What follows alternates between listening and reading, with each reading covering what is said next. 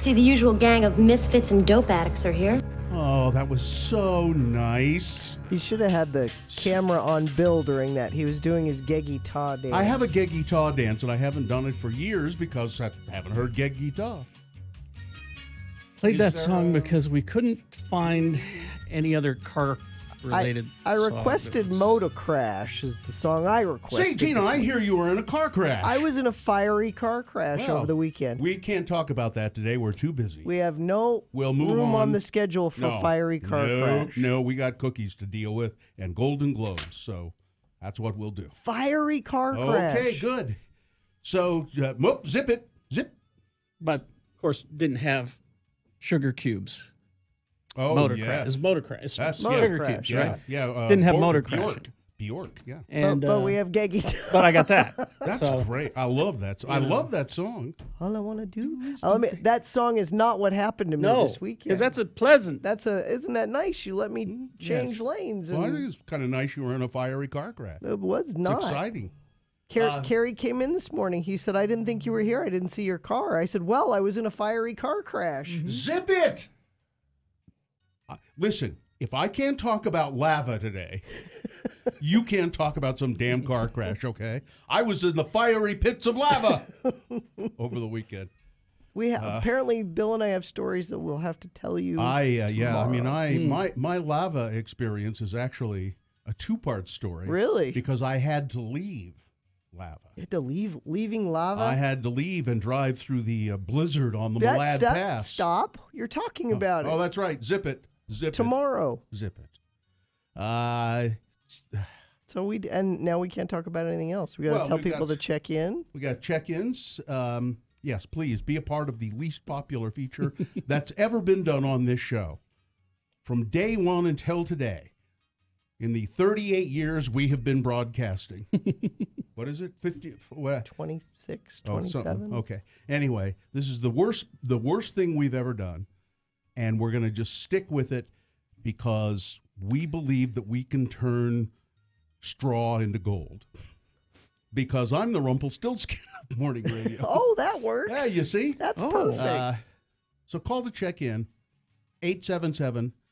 877-602-9696. That's the phone number, which is a direct line into the studio. Now, because we're a very big morning show here in Salt Lake City, and we have tons of calls coming in, we only have 3 lines. Of course.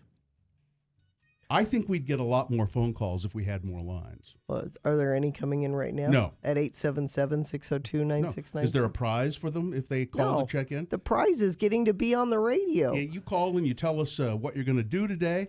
I'll tell you right now off the bat, maybe this will help you. It's National Bubble Bath Day. Ooh.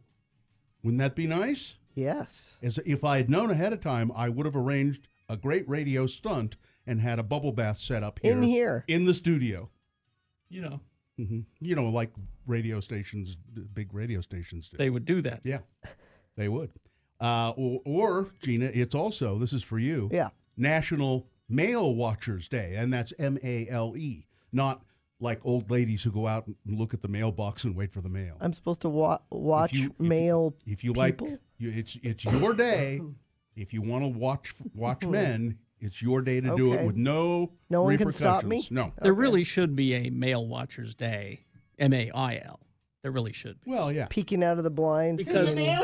Because that's like, some people, that's their only human contact they get. I'm going to get a dinner at Ruth's Chris if I hear about the retirement fund. So 877-602-9696. That's what you call to check into the Radio from Hell show. Simple as that. People are actually, What? yeah, I know, What? right? Okay. Well, hang on. Now, if you're not going to help us by making your call interesting, hang up now and make room for someone else. If you don't have anything to say. No, but we'll talk to anybody. Sure. Okay. Yeah, let's get this over with then. We could talk to Lolly. Lolly at New About- Dwello Home. You can text her, actually. That's really the better thing to do. Text Lolly. Text the word money to 62687. That's where she is at New Dwello. And she and her team will send you information about down payment money for a brand new house. Well, it doesn't have to be a brand new house. No. Be new to you. If you want down payment assistance, text the word money to 62687. You can buy a home. It's called the New Dwello Gift of Equity Program. Now, there are funds available, I think on a monthly basis. There's a certain amount of money, and then that goes away. But then the next month there's they've, more. they've refunded it. Don't know how long this will last. Take advantage of it now while you can. Just text the word money to 62687. You will have to come up with 1% of the down payment, and then you can get money for the rest of the down payment. And it's like about $437,000 limit on Cap. cap. Thank you.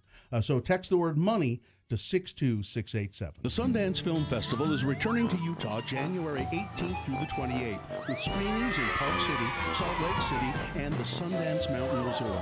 Check out the full program of world premiere films, virtual reality, filmmaker panel conversations, music, and more. Utah locals get early access to tickets one day only, January 11th starting at noon at sundance.org/festival. The holiday.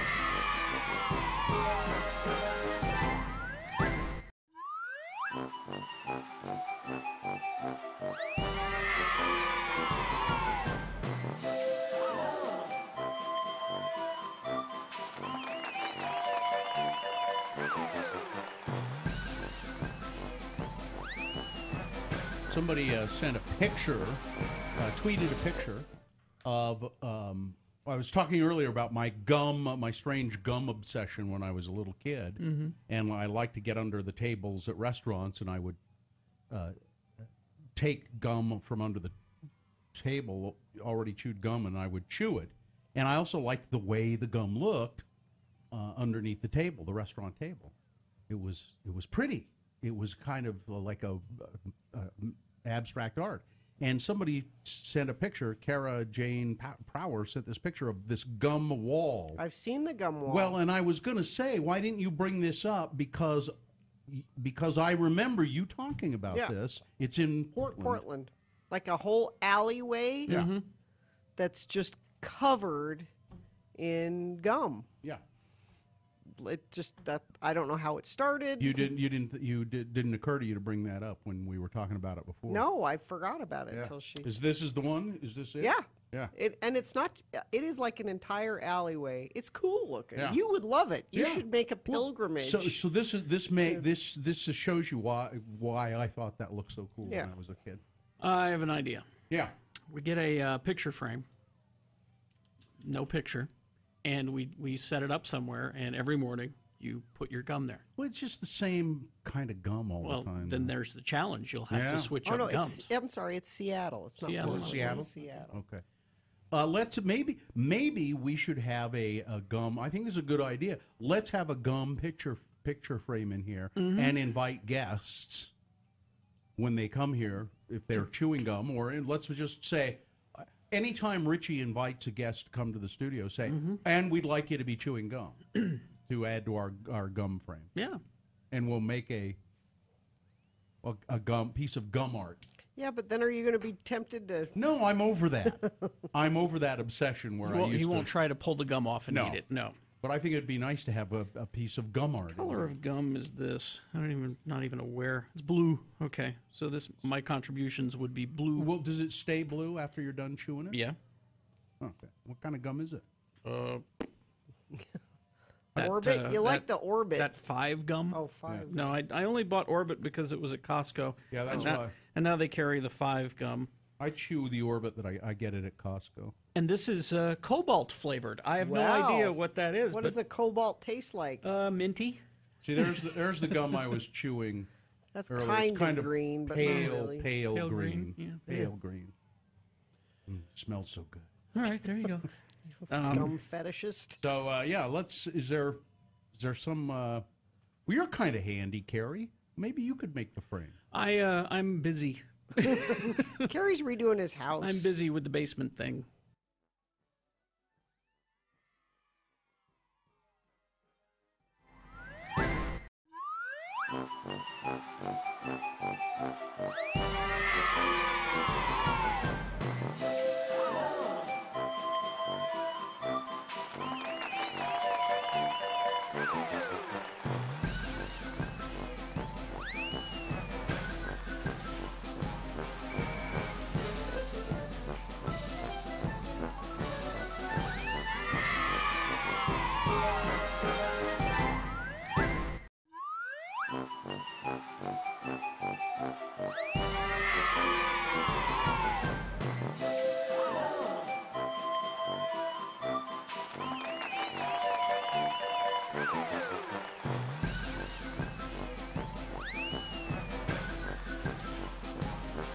X96. Call 877-602-9696 or text us at 33986. Message and data rates apply.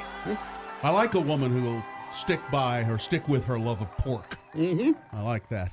All right, we have to officially begin the Radio from Hell program right now, and then we'll get to your check-ins. There are people on the line at 877-602-9696. And is there a sponsor? It's brought to you by my illness that's going on 3 weeks. Yeah, it sounds great. Yeah. All right, the moon is a waning gibbous moon. It's 54.0% of full. That doesn't seem accurate to me because I looked at the moon this morning as I was walking across the street to come here to the massive Broadway Media Tower, where we occupy of the 11 stories. Yes. They because as befits our status, we're on the second story of the Broadway Media Tower. But it looked like a crescent moon to me, but perhaps that was the fog kind of obscuring it. The moon will set today at 12:14 p.m., today being Monday. It's the 8th day of January in the year of our Lord, 2018, and this is North America's most bodacious morning broadcast.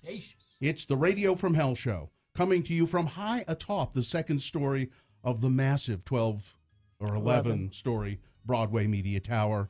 It's Radio from Hell. Kerry Jackson, one of the stars of this program, right over there. Hi. I'm Bill Allred, another supporting player here on the Radio from Hell show. And over there, Gina Barberi doing her best not to die.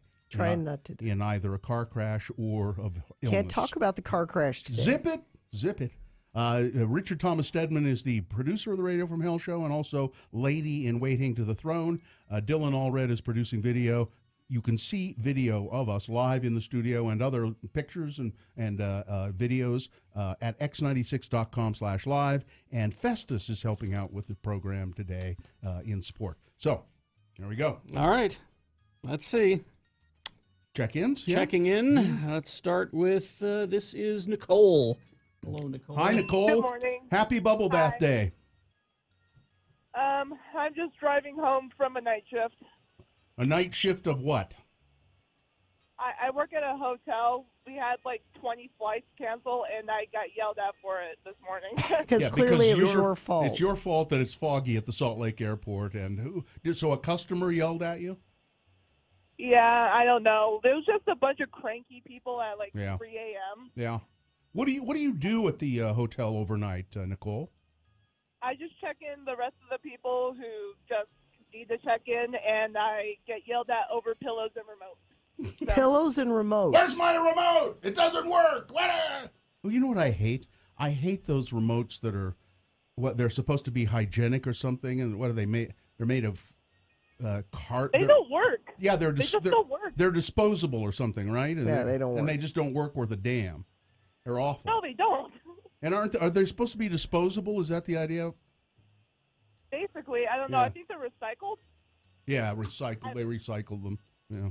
Well, don't yell at Nicole for it. She's been yelled at enough. I'm not yelling at Nicole. Did I raise my voice to Nicole? Not at all. Nicole, be careful on your way home. Or is it foggy where you are now? No, it's clear. It's cleared up now. All right. Well, have a lovely sleep. All right, you too. All right. Well, okay. I don't understand. I mean, I get people being testy because their flight was canceled, but don't take it out on the... I used to yell at people on the phone, and then I realized, wait a minute, I'm yelling at someone who's a functionary. You know? Yeah. Like I call because I'm having a problem with a product, and I call the company, and I start, and they now. I mean, if they're deliberately being, sometimes the first person you talk to is deliberately, trying to stall you or put you off or saying, well, did you try this or try that? And then I get a little, listen. I know what the problem is. If we can't discuss it here, let me talk to your supervisor. But I try not to yell at people anymore. All right, Jen is on the line. Hello, Jen. Hi, Jen. Hello. Jen, would you like to celebrate Bubble Bath Day or Mail Watchers Day with us? I have a feeling that at the end of this day, it's going to be a bubble bath. So, well, I graduated from... I can offer you another option, Jen. Another option. Today is also National Clean Off Your Desk Day. No, I'm going All right. So I'll tell you why. Okay. So I graduated from nursing school a couple weeks ago. Yay! And today is my first real shift at a hospital, and I'm kind of terrified. So you will be good. Just, there's going to be one nurse there who's been there forever, who knows everything, and you make friends with her, do what she says, or he, maybe it's a male nurse, and do what the nurse that's been there forever says. May not be the nurse in charge, but there's going to be some nurse there who's been there forever, and that nurse will tell you how to avoid work, how to get around the problems that arise, how to not take responsibility for anything. That's why that nurse has been there for 30 years. Well, and you can't let them know that you're, scared either. 'Cause Right. They can smell fear. Oh, they can. Yeah. And, They'll get you. But then there's my poor kids who are, now that I'm diving into the workforce, they're they're used to me being gone with, school and clinicals. But, this is 12-hour shifts, and this is a crazy schedule. How old How old are the kids, Jen? They range from 7 to 15. Yeah, well, you're really clearly abrogating your responsibility, and those kids are going to turn out to be juvenile delinquents. No, they'll look up to their mom who's working hard. Yeah, no, this is their chance to just screw around and not do what they're supposed to do because mom is never there. So, wait, are Gina's kids juvenile delinquents? Exactly, Yep. they are not. Yep. The littlest one, Mohammed, she's trained him to pick pockets already. Well, that's helpful. Yeah. All right, Jen. Yeah. Good luck, Jen. Good luck. you, Don't Jen. be scared. You'll be good. All right. All right. Bye-bye. Amy. Hello, Amy. Good morning. Good morning. What's up with you, Amy? I am starting a new semester of school today, and I'm studying to be a mortician. Cool. Really? That's great. Wow. So is that through, I know Salt Lake Community College has a mortuary Yes. program. What made you want to Exactly. do that? A lot of my family members have passed away, and with the exposure to the business, it created interest. And at one of my relatives' funerals, I was talking with the funeral director, who we had had several times, the same gentleman, and I said, "Hey, are you guys hiring?" And he goes, "Actually, yeah." So I started as an office manager and became interested and decided I wanted to be a funeral director. That's really cool. Is there a lot of opportunity? Or is there a shortage of funeral directors? In the nation, yes. And this is what I've been taught in school. There might be other statistics that reflect differently online somewhere, but in the nation, yes. But it's actually difficult for women to get jobs as funeral directors in Utah. I bet, yeah. Yeah, it's... they're really family business owned, and they want men to work for them. There's definitely a stereotype there with the culture here. Yep. So I don't know that I'll work here once I get certified, but it's still just so interesting and fun to learn, and it's nice to be able to go to an affordable place like Slick to do it. And I understand a lot of that program is online, too. Is that right? Some of the introductory courses can be done online or in a hybrid class where you do some study at home and then you have to go to class sometimes. But no, once you are in the program, and for the majority of it, it really is in depth in person. Are you learning how to embalm people? Yes. You got to get. You can't embalm people online. You got. Actually. Be in the You room. can. No, listen. I've been online on certain websites, and I felt like I'd been embalmed. Listen, you don't understand how good VR is these days. That's true. That's true. Well, that's awesome. Let Good us luck. know. Let us know how it goes. I'm glad you're doing it, and it sounds. I've tried to get my son to do it. He has expressed some interest in it, but been trying to get him to do. There is an introductory course at Slick that's just called, Intro to Mort Science, Intro to Mort 1010, and the people who teach that class are the people who run the program. If your son's interested, tell him to take that class. Okay. It will be a great indicator cool. if it'd be good for him or not. All right, thank you. Well, there you go. Nice talking to you. See ya. Thanks for letting me listen. It's our Thank pleasure. you, Amy. Good luck. Let's go to Lane. Hello, Lane. So far, this has been a really good crop of check-ins. Lane, see if you can keep it up. How are you? I think I can probably keep it up. we made a trip to Evanston, me and the wife, in the new vehicle on Sunday, and to go get some lotto tickets. And there are people out there fishing at Echo, and it's like, well, if you get like 50 feet closer to the water, you wouldn't even need to drill a hole, you stupid idiots. Oh, they're ice fishing is on Echo Reservoir. Well, All right, they were fishing, but there wasn't a whole bunch of ice going on. You went from lottery tickets to ice fishing. Yeah. You lost me there. Yeah, completely. I only sort of picked up on that. I saw the same thing. There's a little reservoir up on the Malad Pass as I was going to Lava. Right. And there were people fishing on the ice fishing there, but the whole reservoir was not frozen over. Just the like, are you part of the stoned or shore. just stupid? You look on the back of the ship and it says both. Well, so you didn't win the lottery, though, did you? No. Right.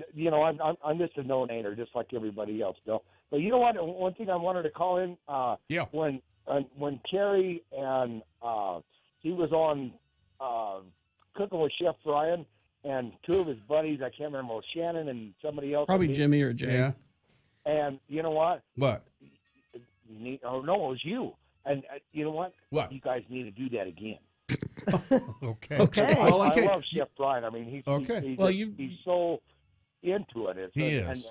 You get a hold of Chef Brian and tell him that I need to be on. Yeah, tell it's him his to show. invite us. Tell him to invite us, and we'll do it. See you, Lane. And you know what? I got over my prostate cancer. It looks like they got it early, and it was nothing short of a dirty, rotten SLB. But I'll tell you what, go in twice a year and get your blood checked. Okay. All right, Lane. Thanks, Lane. Thank you. Lane. Bye-bye. Let's see. We got... Not calling in because I'm on the porcelain throne. I coughed so hard driving to work at 3:45 that I wet my pants. This crud. So my brother-in-law ended up in the emergency room for coughing so hard he pulled muscles. And My wife did not go to Lava with us for the same because reason. she went up to the emergency room.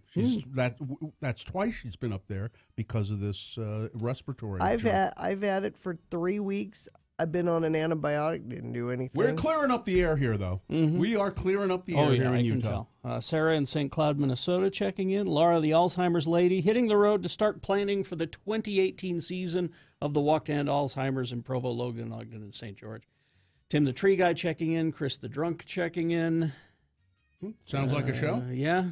Bunch of people. I can't get to everybody. Thank you so much. Everybody's up and at 'em. All right. Up and at 'em. Up and at 'em. Okay, so we got news coming up after these. Is there any traffic? And, you'd think there'd be accidents, but it's probably worth mentioning the fog. And as one of our people that called to check in, a bunch of flights canceled and late out at the airport. They said up to 90-minute delays. So if you're flying out this morning or picking somebody up from the airport, you might want to check in and see if they're... Yeah, check online first and see, because they're still canceling flights. Early this morning they canceled a few. Yeah. Now when I got up this morning, it was quite foggy, but it seems to have cleared off. It's clearing a little bit. It was fine. Right. So all right. So we got Amy Donaldson with sports coming up as well. Stand by for that. And also the cookie bake-off, the big 7 bake-off. o'clock. Yeah. Yes. I can see that my cookies look good, but I'm not. We'll see about the taste. Hoops Vision can't help me with the taste of the cookies. No. But they can help me with the They can help you read the recipe. Yeah. Chances are the New Year resolutions are, you say you're going to work out, you're going to eat healthier, drink less, stress less. Why not make a resolution to get your vision improved at Hoops Vision? I mean, people have been talking about it, and everybody who's finally gotten around to it, they said, "I'm sorry, I waited so long." Yeah, it's now. So LASIK has a lot of benefits. It's imagine it can help you do and enjoy more this year. Get rid of your glasses, your contact lenses. Hoops Vision has call them 877-305-2745, or that's 877-30-LASIK, or find out about it. Find out about their financing, or you can go to hoopsvision.com. HOOPES vision.com. X96 gives you a 1 hour nonstop music winding with John Smith right after Radio from Hell.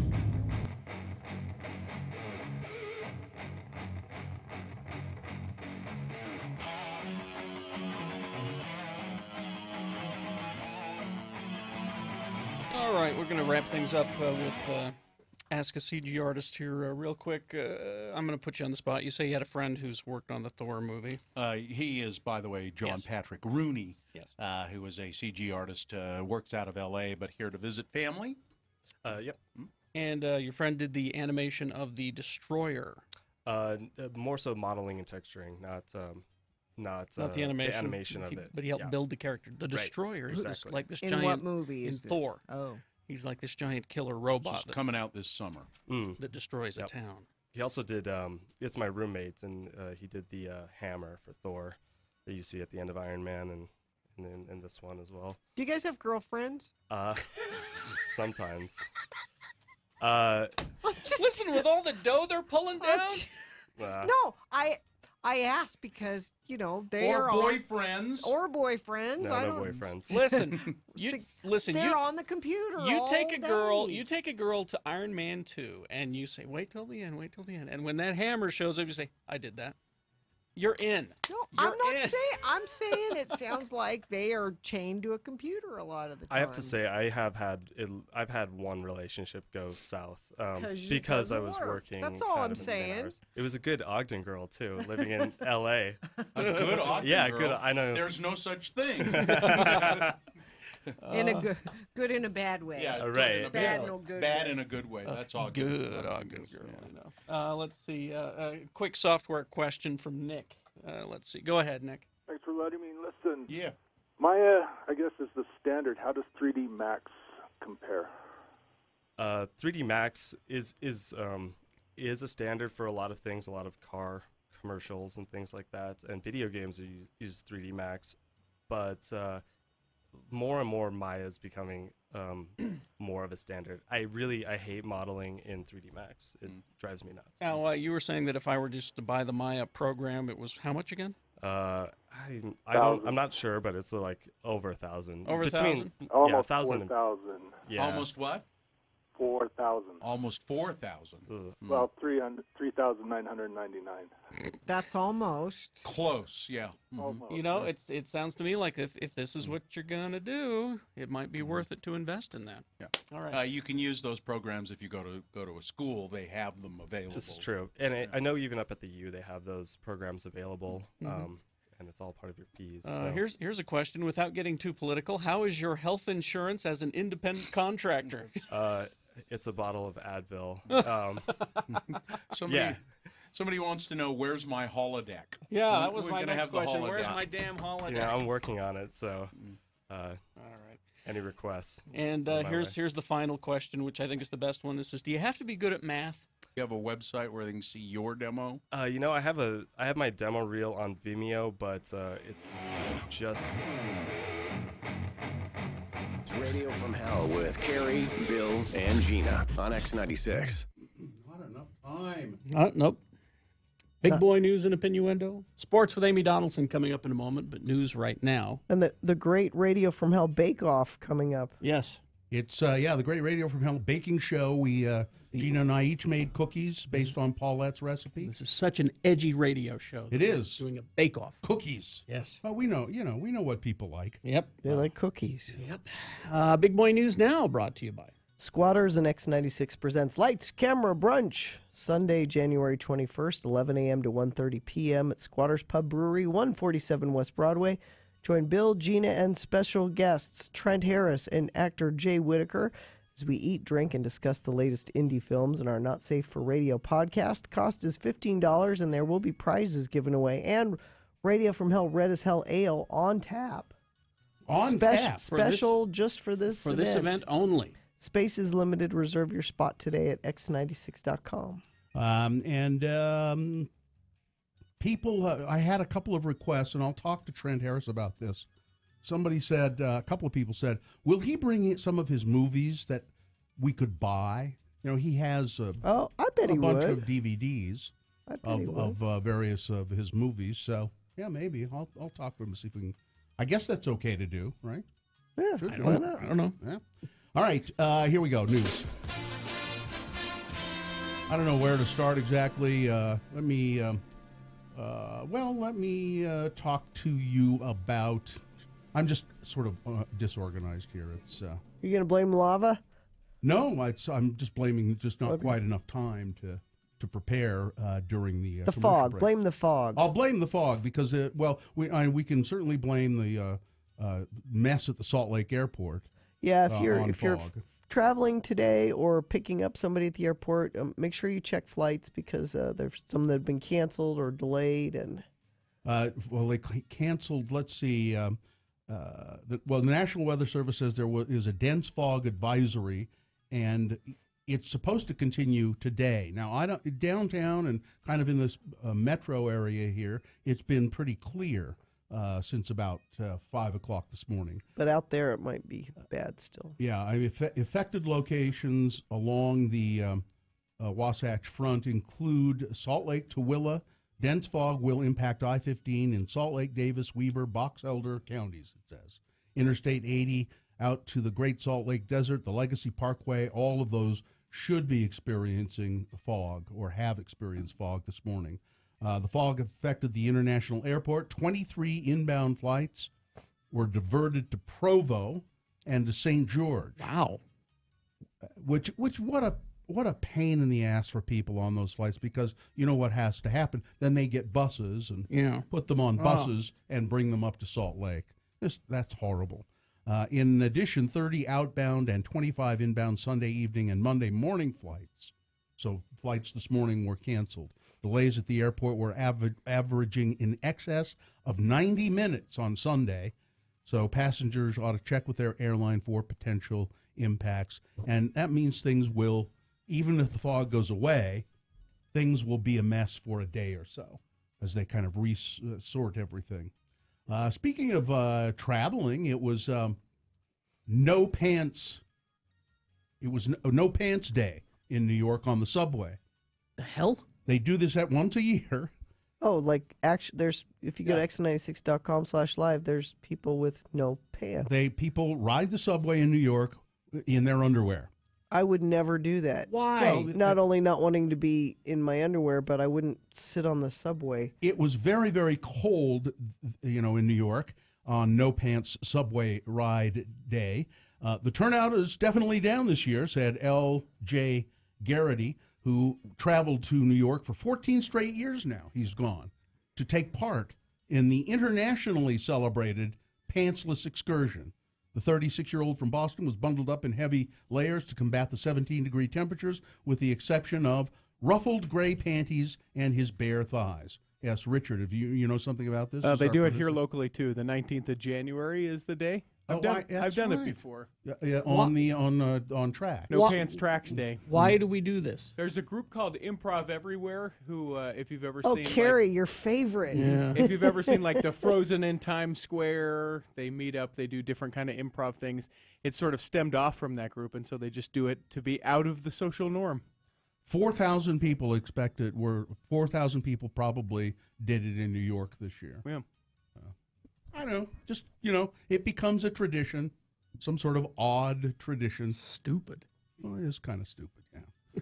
Well, we've got in the news lots of tragedy. Of course, Betty White. Not a tragedy. Betty White. She's fine. She's still alive. She's fine. I was trying to scare you. But she said, what is she, 90? She just celebrated her 96th birthday. And she said her secret to longevity, vodka and hot dogs. Carrie, you're set. What? Now, I thought she was like a vegetarian or something because she's a huge animal rights person. No, she loves particularly dogs and cats and stuff. Yeah. But no, she's not a... Oh, okay. Enjoy life, accentuate the positive, not the negative. It sounds trite, but a lot of people will pick out something to complain about. Oh, never mind, Carrie, you're in trouble. Yeah. I don't think vodka makes up for... Rather than say, hey, that was great. Gina, you don't drink enough vodka. I don't drink... You see, the problem is you try to find the positive in everything. Right. Maddeningly so. But you don't drink enough vodka, and I don't believe you eat hot dogs much either, do you? So get to it. Betty White said she loves vodka and hot dogs in that order. We also know that Betty likes a dirty joke. Yes, she does. Mm-hmm. And she tells them, and she likes to hear them. Mm-hmm. But we do have to have rest in peace Ray Thomas, He was a founding member of the Moody Blues. Okay. He played the flute. He was a flautist and had quite an embouchure, I understand. Quite a what? Quite an embouchure. What is that? That's the way you have to hold your mouth to play instruments like the flute. That's called your embouchure. I don't really know why that's the case, but it is. He was 76 years old. That's embouchure. Did he get a lot of groupies? Yeah. The flautists get a lot of groupies? You bet. Maybe in the day? Mm-hmm. Maybe. Their 1967 album, Days of Future Past, considered one of the greatest classics of rock music. And also, tragedy, astronaut John Young, the first man to get yelled at for eating a sandwich in space. Why are you yelled at for eating a sandwich in space? Well, he snuck a sandwich. He sneaked a corned beef sandwich. You're supposed to eat the astronaut food, right? So they're up there in the space his own lunch? Yeah, in the space capsule, and he pulls out this corned beef sandwich. Here's the official. There's a transcript of the conversation between him and ground control. What is that you have? He says, corned beef sandwich. Where'd that come from? I brought it with me. Let's see how it tastes. Where'd that come from? Let's see how it tastes. I Smells, out. doesn't it? Yes, it's breaking up. I'm going to stick it in my pocket. Is it? It was a thought anyways. Yep, not a very good one. See, crumbs. Yeah. Crumbs, and they get into the equipment, and stuff like that. So ground control was pissed. Now, Young went on to walk on the moon, and he became a bigwig at NASA. They should have grounded him for walking on the moon. They didn't. They did not ground him. But he was always very angry when people would bring up the sandwich incident, not his other accomplishments. Sorry, we remember the sandwich. I'm telling you, he was 86, by the way. And then also, tragedy. A really talented guy. And funny. He was very funny. Jerry Van Dyke. Dick Van Dyke's younger brother. Now, Dick is 93, I think, something like that. Jerry was 80. You stop counting after you hit 90, don't you? Yeah, you should. Yeah. He was a very funny guy. He was on the original Dick Van Dyke Show occasionally, playing Dick Van Dyke's brother. Except that I'm not sure they called him Jerry. I think they might have called him something else. But anyway, but I think his career would have been better had he not accepted the role of the star of the legendarily bad TV show My Mother the Car, which was a sitcom about a guy whose mother died, but she came back. She was reincarnated into a car that talked to him. We need to reboot this. It was a horrible show. I want to reboot My Mother the Car. But he did finally find some fame and success playing the assistant coach on the show, TV show, Coach. So a gritty reboot of My Mother the Car. Why not? That's what we need. Yeah. Let's see what else going locally here. Fiery rollover crash in downtown Salt Lake last night. Gina? This was not my fiery crash. This is Zip a different crash. Can't talk about your crash right now. But a man is in critical condition after this fiery crash downtown Salt Lake City at, just before 6 o'clock last night near the intersection at 6 South and 300 West. A passenger vehicle was pulling out of a hotel parking lot, turned the wrong way on 6 South. So probably turned toward the freeway, because 6 South, that comes up east off the freeway. So turned the wrong way on 6 South and immediately collided with a van traveling east. The van with two people inside rolled and caught fire.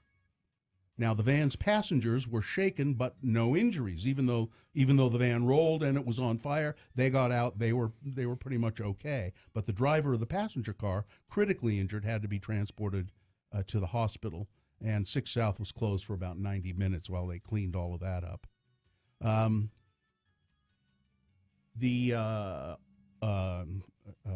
Golden Globes were last night. We're going to talk more about that. Bill Frost is going to come in about an hour, and we'll talk about the winners and what the evening was like, and I suppose we'll wait till then. Let's wait till then to talk about President Oprah's speech. Weather, traffic. Yeah, I just saw that only 5 flights canceled this morning due to fog out at the Salt Lake Airport. But still, I say only 5, but if you're on one of those, it's affecting you. So make sure you check. The fog is clearing up a little bit and will burn off for all of us by this afternoon. And warm, 44 for a high today. And it's kind of surprising. It's in spite of the fog. I thought there'd be more accidents first thing this morning, but so far, at least UDOT's not reporting anything. If you see something and want to let us know and can do it safely, text it to us 33986. Amy, any fog coming in from the west side? Nope, west side was clear. It's all clear? Yeah, it was all clear. All So right. you can see out towards the airport way or out west Mhm. that it's settling in. So it's probably out to Willa and around there. Okay. Yeah, or maybe Magna area. Mhm. Looks a little dark. So yeah, the Spo- University of Utah. Oh, Women's- just quickly, sorry. you're sponsored, Yeah, I'm Amy. sponsored. National Auto Plaza, who builds the best trucks? National Auto Plaza does. Lifted accessories that you haven't even thought of yet. Take you to the next adventure and a whole new level at National Auto Plaza. Amy Donaldson Sports. Break. Amy Donaldson, a fine sports columnist and reporter for the Deseret News. You can read all of her stuff at deseretnews.com. You have a column today? I do. Is it inspirational? No. It's not? It's not. Well, it's then not. I'm not reading it. It's about the Olympic selection process and how they pick teams, and that it's not fair. And that It's not fair. Yeah, it's not fair. Why and is it not fair? It's never because it can't be fair. Because if you do a winner take all, then if somebody comes in and has a great weekend, as I point out in speed skating, you left off one of the members of the world record holding relay team because he had a bad weekend. So he's not on the Olympic Well, that's team. not fair. So that's not fair. Or you can do, results over a year and then Yeah. have an event like you did last weekend with the U.S. Figure Skating Mm-hmm. Championships. But they took the guy who took second place, who should be going to the Olympics, and they brought in Adam Rippon, who's had better international results over a year. So it just depends. Well, but what figure the skating criteria isn't is. fair anyway. But It's you could very but subjective you could and- argue it about because there's officials involved and judging and you can argue it in everything. Yeah. Was that did the officials help Bill Belichick Well, see, get to you're- the playoffs again? See, you're wrong. I find this very inspirational. Do you? Yeah. Okay. As a matter of fact, I had You to get are the out, rare- I had to get out my hanky because I'm shedding a tear. The rare person inspired by Is Life Fair? Yeah. Because it's not. And that's my column. All Is right. basically saying, Hey, it's part life of ain't sports. fair. Get over it. Exactly. It's part of sports. You want to play? This is it. Okay, so actually the University of Utah women's basketball team, one of those planes diverted to Provo. Oh, really? Yeah, which was an unnerving event. Yeah. and Yeah, then I they had to bus them back, and but they had a great weekend. They won their first they sweep for the first time on the Pac-12 road trip. And they play UCLA Friday. There's actually some really cool events this week. So the women are hosting UCLA Friday and USC on Sunday, and there's some freestyle World Cup up at Deer Valley, which is free and amazing, and it's Wednesday, Thursday, Friday nights. Yeah, And you should- anybody can go up and watch that. Yeah. And these are people who are- Anybody? Yeah. These Well, are that's Olympian. egalitarian. Yeah. These are people who are going to be in the Olympics. So It's you know, yeah. I would recommend pants though. So Okay. Snow well, pants. Please. It's not pantsless ski jumping day. You never know. Yeah. Let's see. So we got NFL playoffs. Sorry, Gina. I know. I actually It looked the game was. It looked was good. What? It was. Apparently, The Alex Chiefs. Smith played well in the first half and was a bum in the second half. He was fine. His receivers dropped passes. I mean, everyone wants to cry because he lost his best receiver, but they dropped. If they had caught the In the pass, second half? 50% of what they caught, of what they dropped, they win. That was Yeah. the second half. But you're there's saying? also no excuse for the defense. The defense. I mean, Marcus Mariota caught his own pass. He throws a pass, gets batted down by a lineman, like a volleyball block, and he catches it and then runs it and dives in for a touchdown. Amazing. Yeah, it really is. And I would, if you do nothing else and you don't like football, just watch that because it's so rare to see a guy throw himself a pass. Yeah. Throw his own pass. So, yeah, and my favorite was them explaining, yeah, he lined up in shotgun, so that's why he was an eligible receiver. I'm like, stop ruining this moment with your over-analysis. But, yeah, so Tennessee ends up winning. They're going to take on New England, where they will lose Yeah. on January 13th. Jacksonville, they beat Buffalo. Sorry for Buffalo. Buffalo was so excited to make it. Was a terrible game. They won 10-3. Both of those teams look terrible. Oh yeah, Jacksonville's got it. I don't know if it's their quarterback is like throwing the ball 5 feet away from his receivers. Like you throw the ball, and the receiver would just look at it, go like what? What Nowhere doing? near me. Yeah. Blake Bortles. But they will play Pittsburgh, which again Pittsburgh will win. But so those ones are probably foregone conclusions. But Atlanta beat Los Angeles 26-13, and New Orleans beat Carolina. What probably was the most exciting game of the weekend, 31-26. New Orleans will take on Minnesota, and Atlanta will take on the Eagles next weekend. Sounds to me like New Orleans and Atlanta will lose. Probably. Yeah. Yes. Yeah. But that's the way it normally goes. I mean, there's probably going to be one upset. As a wild card team, must have won the whole the Super Bowl or gotten to the Super Bowl before. Yeah. But it's pretty rare. But this year, I don't know. I mean, just based on this weekend's games, and I will admit that I was covering figure skating in San Jose, so I watched intermittently. I did watch the whole first half of the Chiefs game and thought, oh, they got this thing in hand, and drove to the arena and it completely fell apart. What happened? So yeah, let's see. Tough weekend in men's college hoops. Utah men lose a heartbreaker at ASU, 80-77. Last second shot rims out. They also lost to number 14 Arizona on Thursday. So they also play UCLA, but they're away on Thursday. BYU. You suck at basketball. BYU beat San Francisco Thursday, and then they lose their own heartbreaker at Pacific. 67-66. A game they probably should have won. So USU beat UNLV, Weber State beat SUU, and UVU beat CSUB, which I had to look up. CSUB. Yeah. Isn't you know that what that is? Isn't that a plug-in for your like a computer or something? And they did not make it easy for me to figure out, but it is California State University of Bakersfield. Oh, wow. Okay. Yeah. So I CSUB. don't know. Hey, would you hand me the CSUB plug, will you? I don't know, but I'm going to follow that team now. Like I said, the Utah women complete their first ever road sweep, beating Washington and Washington State. They play UCLA 8 p.m. on Friday. Did you mention gymnastics yet? Go. No, I didn't. Would you? No. Well, they won. They beat BYU. Okay, good. And had, as usual, that a means massive the U. crowd. The U beat BYU. The U beat BYU. BYU women won both of their games. Jazz lose to the Heat 103-102 on the road. Apparently, what's his name? Donovan Mitchell. Donovan Mitchell had a chance to tie or win the game right at the end, but ran it and missed a shot right at the end of the game. I did not see the Jazz game, but if anyone had a chance to win it, it would probably be Donovan Mitchell. He had a good game, but that last shot he just couldn't put it in. Well, they probably should have won that game. But so college football playoffs tonight. Tonight's the night. This is it. Number 4 Alabama versus number 3 Georgia. Alabama playing in the championship game for the 3rd straight year. And the president's going to be there. Yeah. Oh, Trump is expected. We should say expected, Gina. Is he going to throw out the first pass? He might just come for the anthem. You know, Yeah. that's a thing now. Yeah. So. Well, I hope none of those college players kneel. Well, my guess it hasn't become a college issue yet. So it's a high school and a pro issue, but I think college coaches have a pretty tight grip on. Well, their particularly guys. the Alabama players. They're Alabama not and take Georgia, any. and they're both SEC schools. So the last time Alabama made the college football playoffs and didn't get to the championship game, they lost to this upstart team called the Ohio State University.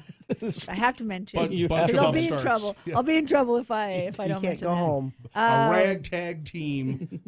I know, but he has. I think he has a chance. Saban has a chance tonight to tie Bear Bryant in championships. So we'll see what happens. But he's playing his former defensive coordinator. Kirby Smart took over the Georgia program in 2016. Who names their kid Kirby? There's actually a lot of Kirbys. Why would you? Especially name in rodeo. You know, there's probably from your hometown. There's a lot of weird. But nobody should. There's a Kirby. There's a guy named Kirby who listens. Isn't that the name of the UPS guy who listens to our show? Kirby's forever? that's a very popular men's name. And I bet people who are named Kirby don't like to be named Kirby. Well, you don't know that. Why'd you name him I think Kirby Smart is fine with it. All right. Yeah, I mean, but he's also, I should mention, in 11 meetings with former assistants, Saban's never lost. So that deal he made with the Devil is working well. So keep going. But Georgia has 2 incredible running backs and a freshman quarterback. So it should be a good game. It should be a really good game. And I'm hoping now. There's a lot of people who are saying they're hoping it's just not an Alabama gimme. Slaughter. Yeah. But because they killed Clemson, and Clemson was a #1 team. But everything's different depending on who you're playing. So. All right, is that it? That's got to be it for sports because we've got to get to eating cookies. It's a great. That sounds. Now, are you judging? Are you helping judge the? Nobody asked me, but I am totally might as well. available. Yeah. You I might have as not well. had breakfast yet. All right. Well, okay. And like Gina, I'm on my 3rd week of this whatever is going around. Where can we read your stuff? DeseretNews.com. Thank you very much, Amy Donaldson. All right. Do we have traffic? Just a fog report from a couple of people driving from Tooele to Salt Lake right now. And yes, Tooele has heavy fog, friend of the program says, but no fog in South Valley. Somebody says I'm at the airport picking up flowers. Not bad out here. So, and no accidents being reported so far. So that's good news. If you see something and can safely tell us about it, text it to us 33986. All right. All right. Lights, camera, brunch. The Sunday the 21st, is it? Yes. It's, of course, the Sundance Film Festival, film season again. We're thrilled to have the opportunity to partner with our good friends over at Squatters.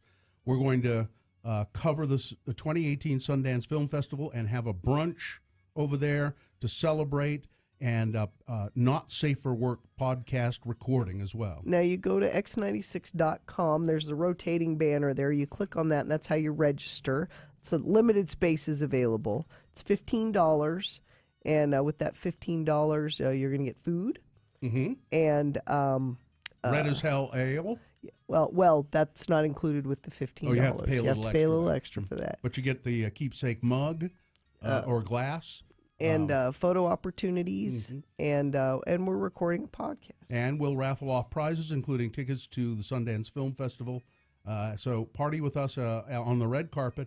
It's Lights, Camera, Brunch, January 21st at Squatters.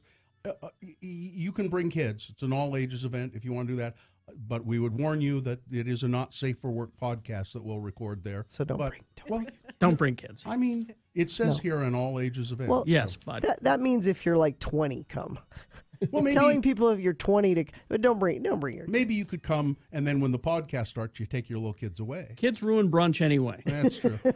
That's my sign off, Carrie. Plus, plus Jay's going to be there. So Jay would. Yeah, don't bring. He likes kids. He likes kids. Don't bring but your kids. He can't be himself around them. Oh, okay. All right. We know that live music on the beach is a hell of a lot better than suffocating under the inversion. So we want to send you to see 3 days of live music on the beach in Gulf Shores, Alabama.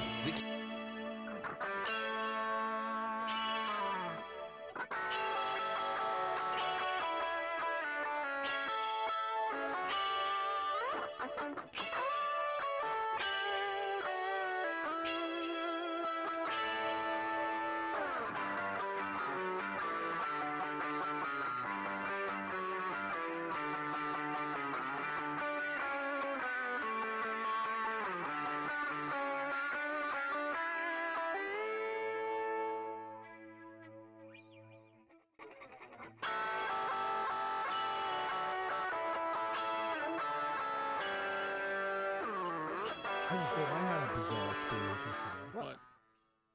So I ordered. So I don't order a lot of stuff from Amazon, but my gosh, it's really convenient. You know, I was going to say, why not? Yeah, I mean, I don't know why I don't do it more, but it's because it hurts local businesses. Yeah, I'd rather shop locally. That's the reason you shouldn't. I'd rather shop locally, but there were every once in a while there's a specialty item I can't find, or I can't find. Maybe it's a pair of some clothing I can't find the right size or whatever.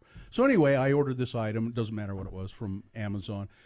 It was $10, and it was free shipping because I'd have Amazon Prime. Mm-hmm. So, and then the way they track the packages, man, it's really slick. I mean, they say, okay, the package is left here, and now it's here, and now it's here, and then they say the package has been delivered to your house. It's on your front porch, and it was there at 3:15. Yeah. So when it said that, I went out and there was no package. And I'm looking around and I go, there's no package anywhere. But clearly it said 3:15. So I got a hold of Amazon, and they said, well, I said, maybe it just got delivered. It must have just gotten delivered somewhere else. And they said, well, we'll just refund your money. And I said, well, I don't know, should I wait a day or two? Well, you could, but we'll just refund your money. And we'll give you a $5 credit for your trouble. And I said, okay, thanks. And then I thought, I'm not going to order that thing again anyway. I'll go try and find it somewhere else. So yesterday, the woman next door comes over and says, here, this was delivered to my house. Now, Amazon has already said they're going to credit my account for $10. So she comes over and says, here, this package was delivered here accidentally. It's for you. It's the missing item. So my decision then is, do I keep it and steal $10 from Amazon? Or no, I don't. So now you're on record. Right. Well, this is the radio bill? So I say to myself, no, of course I don't. And I called them. It was such a hassle to get them to take $10 back from me. I was on the phone for a half an hour. It's like they couldn't figure out how to do it practically. Nobody's ever called to give us money back. I said, I just don't want to cheat you out of this $10. Well, okay. It's like we're not used to people. It's just $10. Doing the right thing.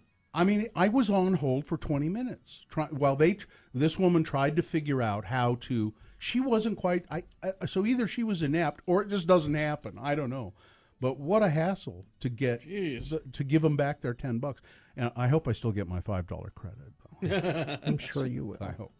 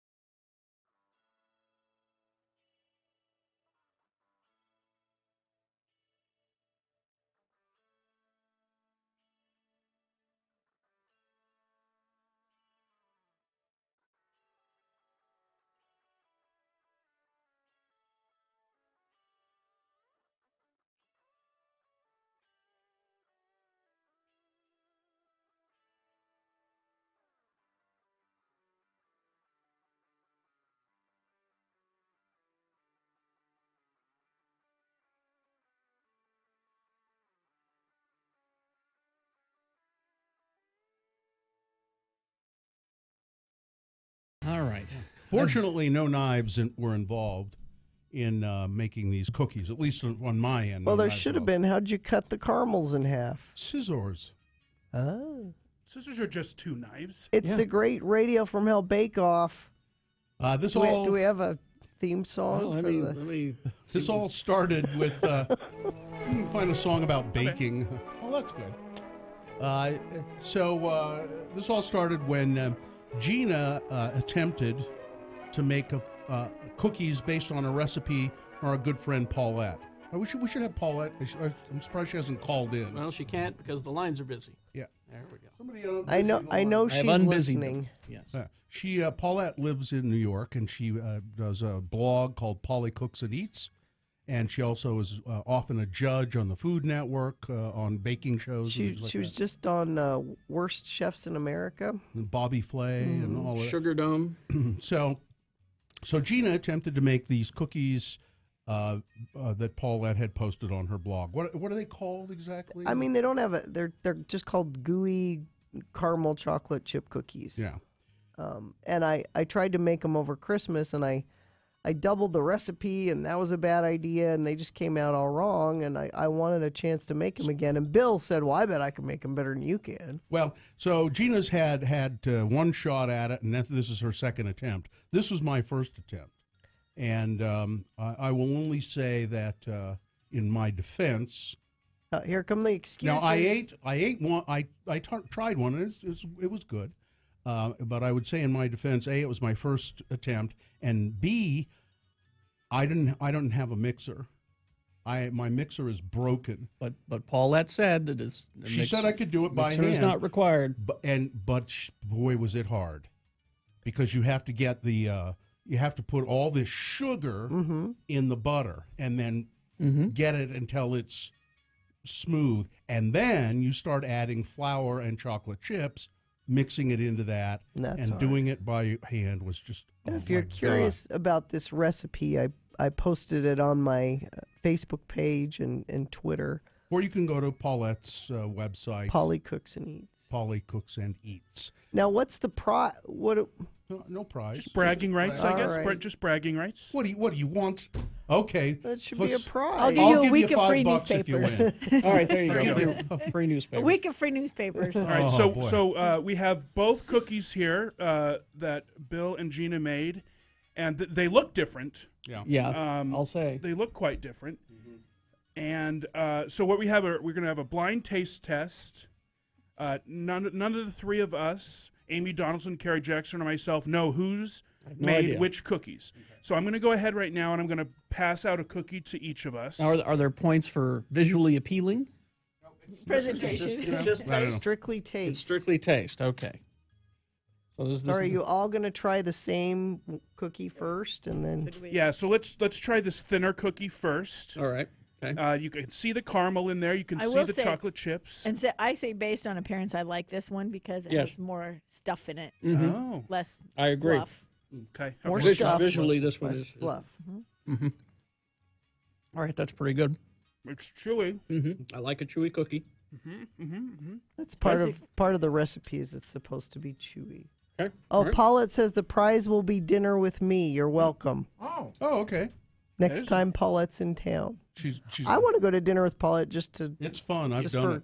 Just for the conversation. All right, now the kind of fluffier one. I can see the caramel and chocolate chips in this, and I can see the salt flakes on this one are a little bit bigger, more noticeable than on the other one. Okay, here we go. I'll take a bite. I mean, good. Now this is not. Sorry. It's not what? Eating contests on the air are fun. This one is not as chewy.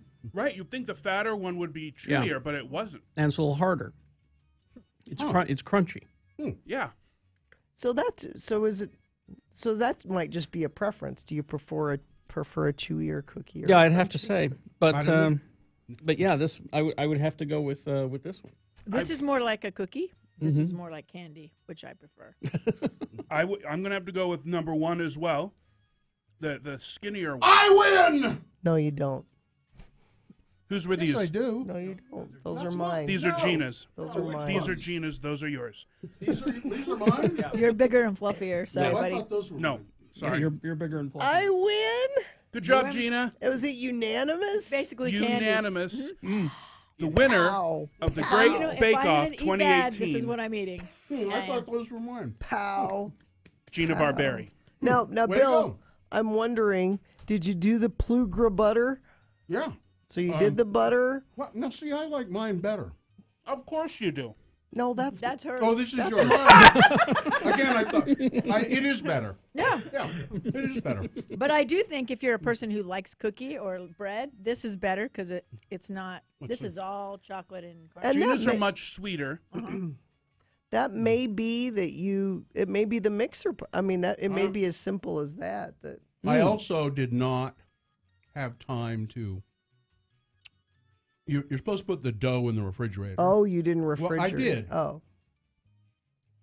And I think it was about 3 hours, but it might have been a little less. See, mine was refrigerated it overnight. Mm. I think you skimped on the chips and caramel. Did you put a whole bag of chips? Yeah. And a whole bag of caramels? Mm-hmm. Yeah, this one got a lot of caramel in it. Oh, yeah. There you go. Yeah, I think it's just, I mean, mine tastes good. Yeah. No, But- they're both good. Huh? I'm saving them. I'm taking Well, it. I'm gonna have- I do prefer yours. Oh, thanks, Wow. Bill. Wow, Yeah. big compliments. so much from that he Bill. tried to co-opt it.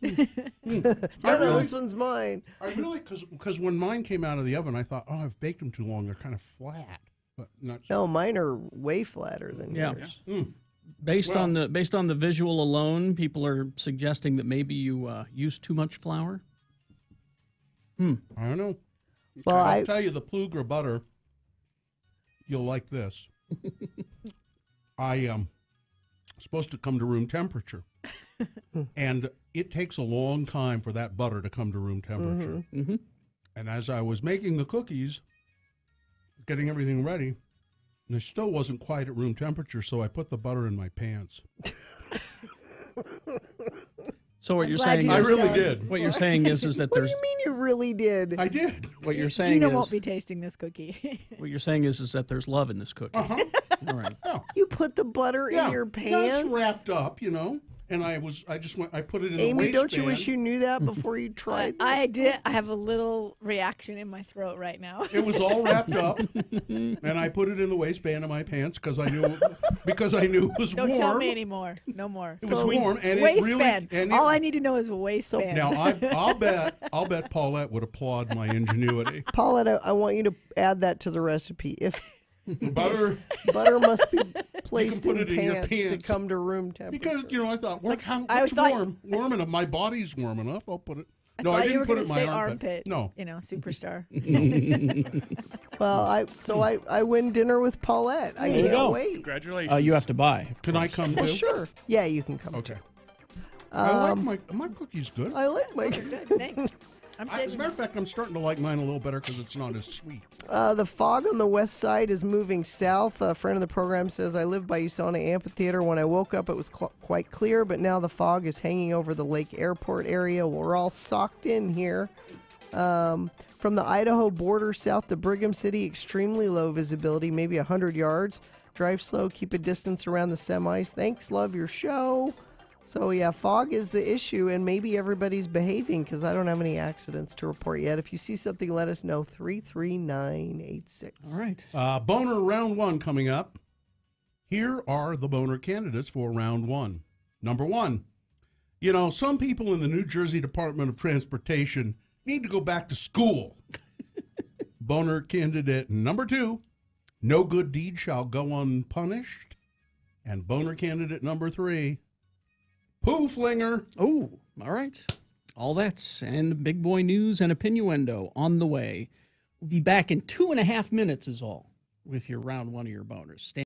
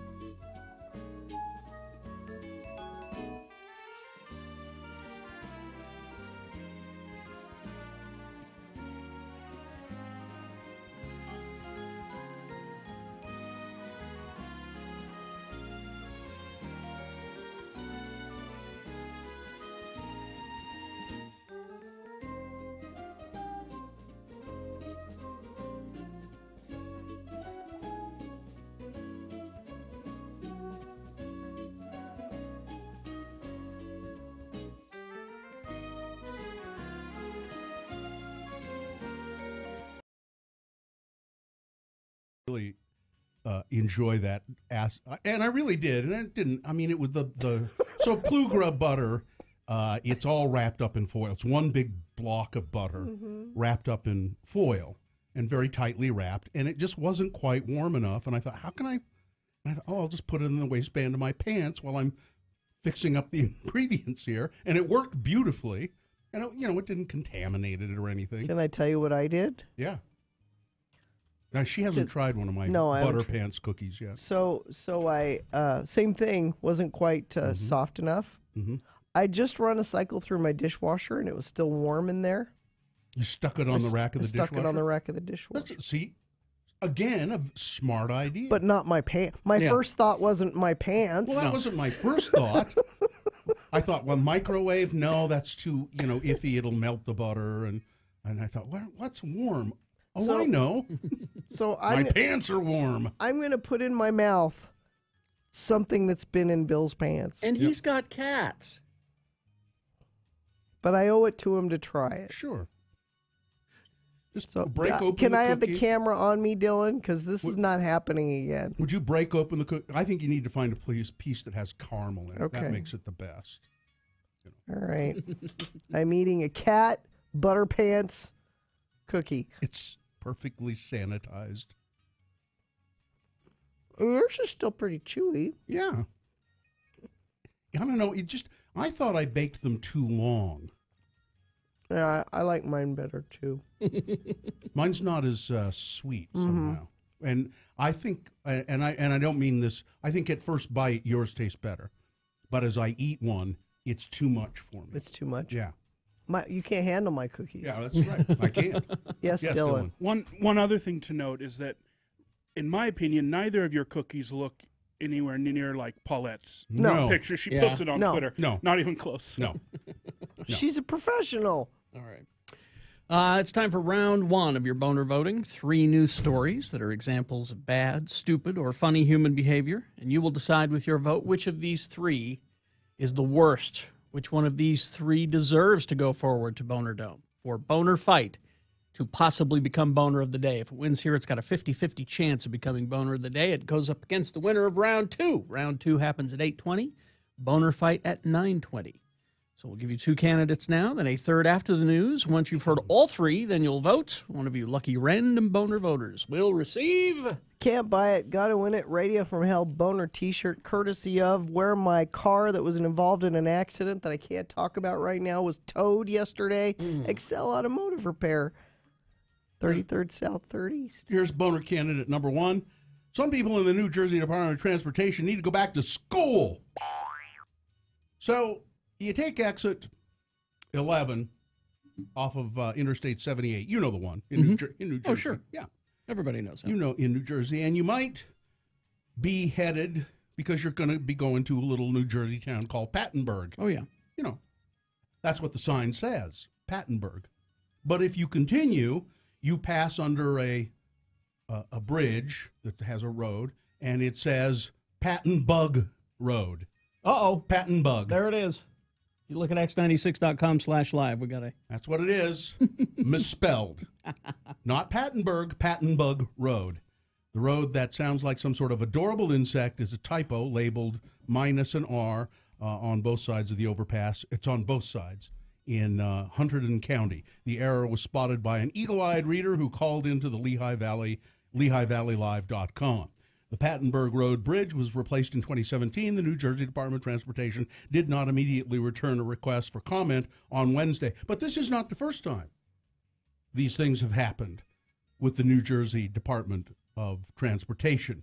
As recently as last September, a sign on Route 202 in Morris County, New Jersey, directed motorists to Lake Parsippany. Lake Parsippany.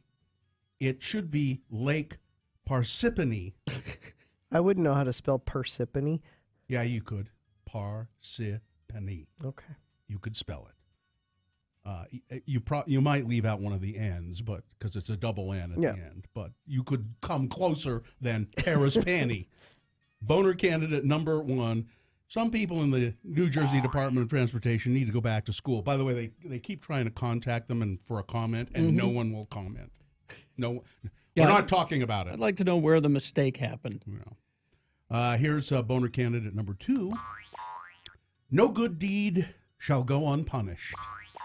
A girl who shaved her head for charity has been, it says here, this is British talk, thrown into isolation for breaking school rules. She's beautiful. Niam X96.com/live. See a picture of her. She's now, Dylan, I don't know if you also have a picture of her before she shaved her head. She's 14. Her name is Niam Baldwin. She cut her long blonde hair to raise money for the Little Princess Trust, which makes wigs for cancer sufferers. Well, isn't that nice? Yeah. But instead of praising her teachers at Mounts Bay Academy, Penzance, Cornwall, immediately threw her into isolation, that is, detention, essentially, because her grade 1 cut did not meet uniform policy. What? It's not touching the back of her collar. It's not. Her mother, Aneka, said, "She has been unfairly punished. She has always been a thoughtful and caring child, but I was amazed when she told me she wanted to do this over Christmas. I think it is a courageous thing for her to do, especially at 14. At that age, a lot of girls are very into their looks and style, so to do something like that, well, we were all very proud." The move left Aneka, the mother, furious, and she hit out at the school for its actions. She said, "I'm so upset because the school has made me feel so low because her hair needs to be 1 centimeter longer." That's according to school rules. It says your hair must be at least 1 centimeter long. Boys and girls, you can't buzz your hair like that. We'll give her a month and it will grow back. Well, she'll have to stay in isolation. Oh, please. School officials say extreme haircuts, including head shaving, have never been allowed, and this is common for schools across the UK. That's ridiculous. She did it for charity. All students know the policy. They should know the consequences. Ooh. Boner candidate number 2, no good deed shall go unpunished. Coming up in a moment, boner candidate number 3, Pooflinger. All right, boner candidate number 3 after this here big boy news and Opinioendo brought to you by LASIK at Hoops Vision. Now this resolution is easy. Ask about 24 months, 0 interest, and their See Clearly guarantee. Schedule your free LASIK consultation today, 877-30-LASIK, or go to hoopsvision.com. All right, let's see. Story here for you, Gina. Yes. Grotesque murder. Okay. Well, a tourist couple. Okay. Bled to death. Okay. In a Greek island guest house, they appear to have been performing a satanic ceremony before like you do on vacation. Yes. Before their double suicide on New Year's Eve. Knives, candles, and a pentagram symbol used by devil worshippers. This all sounds made up. Were found in the Airbnb room near the bodies. No, there are pictures near the bodies of Lilia Botusheva and her 30-year-old German boyfriend. The sinister arrangement of objects in the blood-soaked apartment led investigators to believe, we've got here some sort of satanic magic ritual. 24 hours before the first full moon of the year, it's said to be associated with sacrifices and other satanic practices. You knew that. Yeah. Coroner Angeliki Tsiola said that the two appeared to have taken their own lives during the ceremony. Lilia died after cutting herself and was found half naked on the sofa. She had scars that were possibly caused by similar rituals in the past. There's speculation that they didn't try to die. But they just went too far. Yes. They'll never be able to rent that Airbnb again. It is the work of the devil. Oh, come on. There'll be plenty of people. Devil tourism? Yeah. Oh, yeah. There'll be plenty of people who'd like Hell, to stay there. sign me up. Yeah. It's pre-disastered. Health officials here in Salt Lake, in West Jordan, are warning of a hepatitis A outbreak or an exposure at a 7-Eleven. After an infected employee worked while ill and potentially handled certain items in the store. The possible exposure would have occurred at the 7-Eleven located at, so if you've been into this 7-Eleven, there's a possibility you might get hepatitis. It located at 2666 West, 7800 South in West Jordan. Any customers who visited that store between December 26th and January 3rd and used the store's restroom should contact the Department of Health for information on receiving a vaccine to prevent hepatitis A. Health officials also asked customers who consumed fresh fruit. Fresh fruit at a 7-Eleven? Yeah, they sell like bananas. Oh, and okay. Yeah, we got an apple, banana, and orange. Fresh fruit from the store, fountain drinks or other self-serve beverages, or any item from the hot food case, such as pizza, hot dogs, chicken wings, or taquitos. Contact the health department immediately. Anyone possibly exposed to hepatitis A should receive a hepatitis A vaccine within a short time frame from their exposure. It is essential that affected customers call the health department as soon as possible. So they're serious about this. Now, I don't know hepatitis A. I don't really know what the symptoms are, or let's see if it says here. Yeah, not really. I don't know what it does. I don't know to you. that it shows up in a blood test, obviously, but yeah. So anyway, let me give you the address of that 7-Eleven again. If you were at this 7-Eleven between December 26th and January 3rd. Hepatitis A symptoms: fatigue, sudden nausea, vomiting, abdominal pain, discomfort. And does it come back? Is it one of those things that's hard to get rid of? Or? Yeah. So December 26th to January 3rd, the 7-Eleven in West Jordan on 7800 South, 2666 West, 7800 South. Probably want to contact the health department, and they'll say, yes, you may not have hepatitis A, but come in and get the shot anyway, just to be sure. You don't want to have diarrhea and vomiting all for days and days. Can I just quickly? My daughter's been texting. She wants credit on the cookies for cutting up the caramels. So she participated in the bake-off. So you had a little help, did you? My help was her cutting up the caramels. So if the perfectly sized caramel amount in the cookie was what sent it over, that was Jonesy. I was told aesthetics were not a point. Okay. All right. Good job. I just cut them exactly in half with a pair of scissors. With no help. No, but my wife did. You know what the worst part of making those cookies was? Unwrapping those damn caramels. Good Lord, what a pain that was. But my wife did help me a little bit, rolling the balls of dough to put in the refrigerator. And we still have plenty of balls of dough. Oh, you didn't cook them all? No. No, I just cooked whatever few I brought, a half dozen or something, so we can enjoy them at will whenever we want. You pull them out of the freezer. Somebody won the Powerball, $559 million. Did you buy any tickets when you were in Idaho? No. I didn't. I was standing right by a store in Lava, the liquor store, I believe, was also they also sold lottery tickets there. Because it's a good place to do it. All the things. The winning numbers for Saturday's estimated $570 million Powerball jackpot, the fifth largest grand prize in the game's history, were numbers that you didn't have. One lucky ticket was purchased in New Hampshire, which matched all six. The winning ticket, worth $559 million, was sold at Reed's Ferry Market in Merrimack.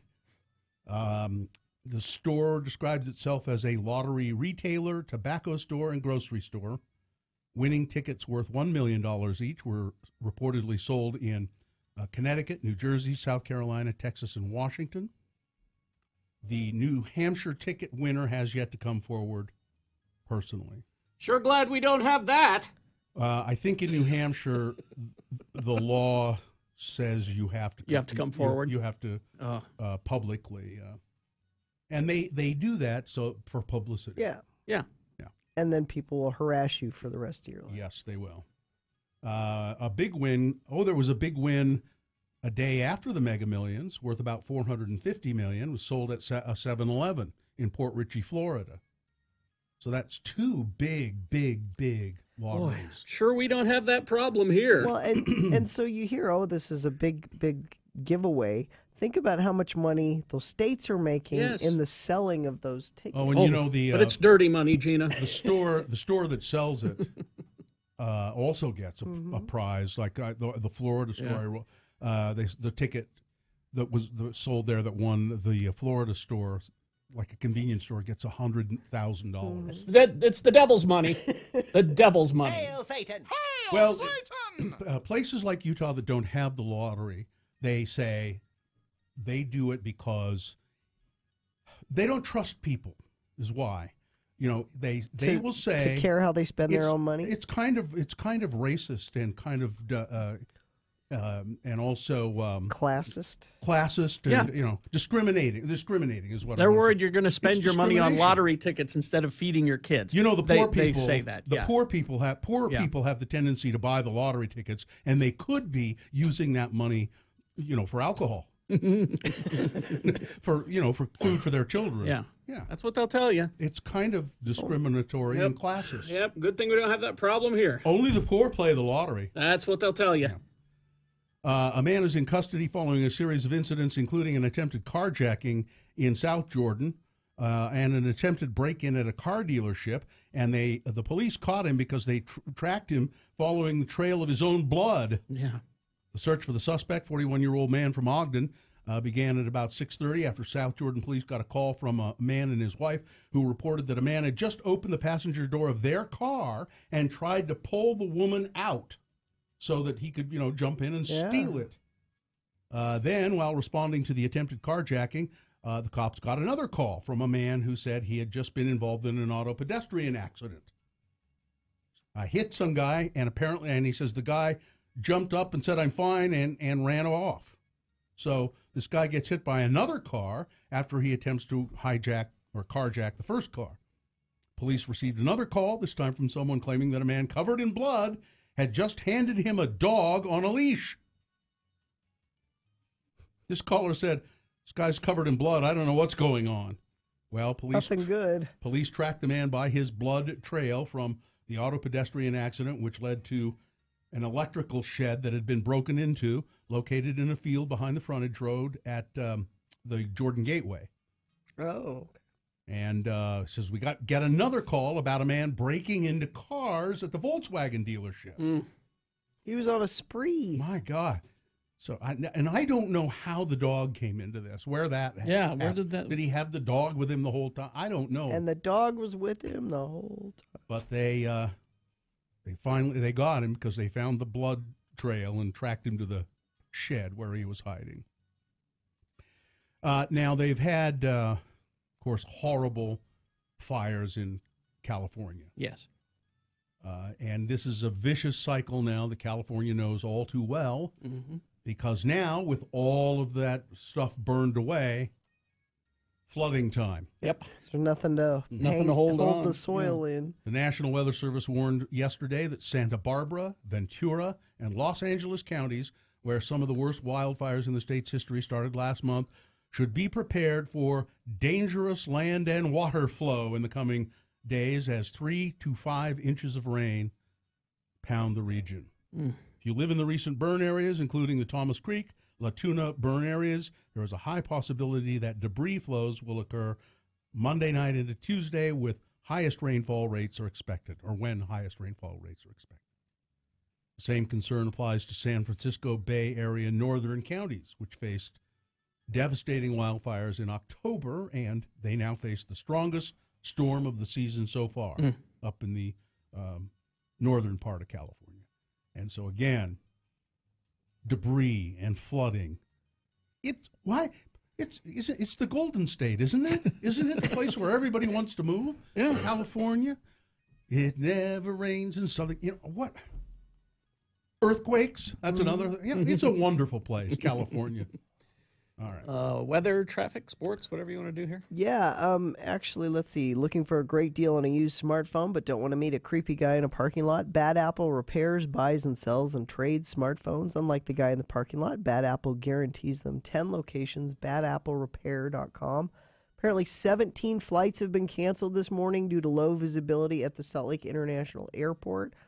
So that's the fog, and we've heard from people saying Ogden's a swamp. Be careful getting on and off by 12th Street. Accident 200 North, southbound I-15 in the carpool lane. Accident off to the right shoulder, I-215 200 north in Kaysville.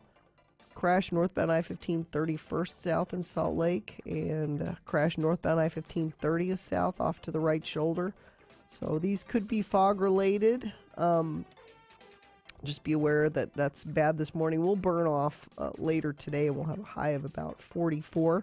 Don't miss Monday Night Jazz Sessions this evening at Gracie's with David Halliday and the Jazz Vespers Quartet at 10. Like Gracie's on Facebook for updates.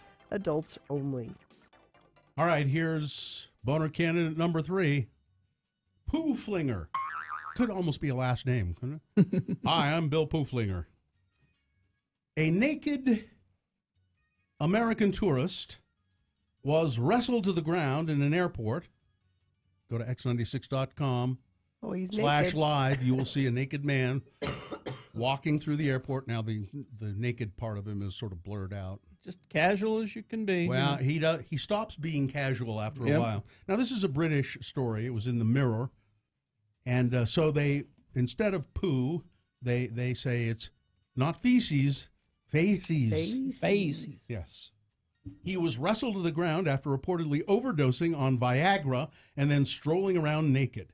Stephen Cho is said to have wandered through the departure hall of Phuket International Airport in Thailand, destroying goods, yelling incoherently, and then throwing his own faces at staff and terrified members of the public.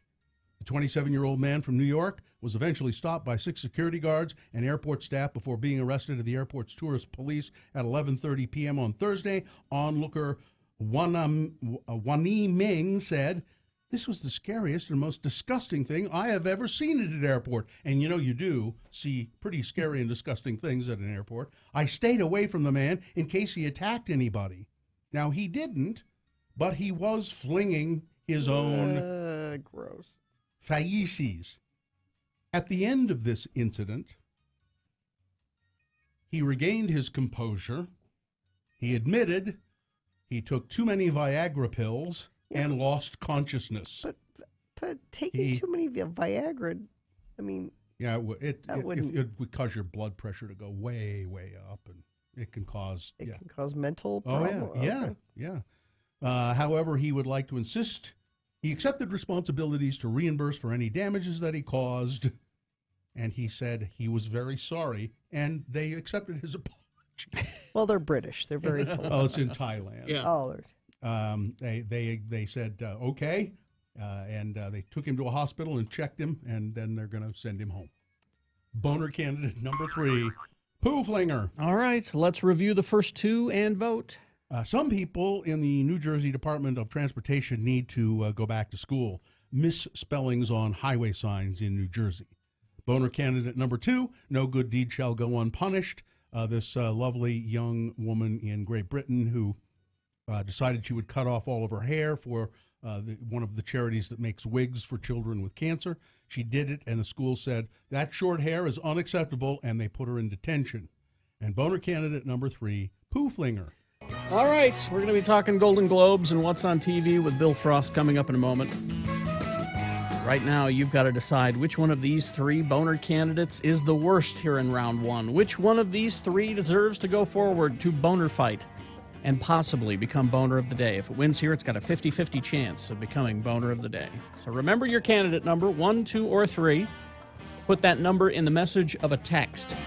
And then text that to 33986, our short code. That's all we need in the message is the number of your vote. You can call, use your voice if you want, 877-602-9696. Or you can go to x96.com and look for the box that says Round 1, January 8. Vote there. If you don't see that box, refresh. It'll appear. All right, you've only got 4 minutes. Let's go. It's Round 1. Stay tuned for a 1-hour nonstop music wingding right after Radio from Hell on X96.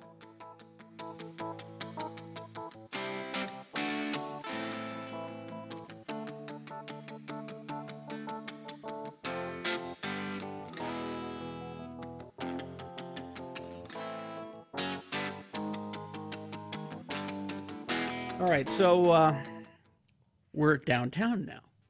We're Broadway media. Yeah. Because our building is on Broadway. Yeah. Third South. Third South. Now, the mayor has taken an awful lot of time and money to build very special bicycle lanes. Yes. Here on They're Third. Dedicated. They're very nice. Dedicated. So I'm walking down Broadway yesterday, and here comes a bike rider toward me on the sidewalk. Jerk. On the sidewalk. He's on the sidewalk, riding his bike down the sidewalk, coming towards me. Wienermobile! Sorry. For some reason, the Wienermobile's outside. I'm sorry. I knew she'd do that. I ignored it. You ignored the Wienermobile? I did. You know, you can acknowledge in your head the Wienermobile when someone's in the middle of telling a story. I'm sorry. You know. It's on 3rd South, Broadway, where your story takes place. So the bike's coming toward you. Bike's coming toward me on the sidewalk. Tell the story to me and shut up our mic. Yeah. And so and this is exactly how I did it. I wasn't a jerk about it. I wasn't, hey! I never did that. Mm-hmm. I went like this. Bike lane. You could use the bike lane. Said it exactly like that. Mm-hmm. And as the guy zipped past me, he yells, F off. Hug off. I mean, why? I would think you would prefer to use the bike lane. Sure. Why would it be more attractive to drive down the sidewalk than What sort of the bike lane? What could you tell? What sort of it was biker and well, he was casual, I think. Was because it a hipster or was it, it was a guy? kind of a hipster. Or was it a DUI guy? It was a mountain bike, younger guy, no helmet. Not a DUI guy. No. But then a minute later, so I just kept walking. A minute later, he scoots right up next to me. Were you nervous? And I'm like, I didn't know what to think. Mm-hmm. He said, dude, I listen every morning. That was an awesome interaction. He turned around and came back. He realized who it was that he had just told to hug off. Yeah. And I went, okay. I just, the mayor spent an awful lot of time and money on that bike lane. I just thought you might want to use it, is all. Mm-hmm. Did he explain why? He rambled about how he's a passenger, he's a rider, he's a pedestrian, he just goes wherever, some sort of crazy. Oh, he's like...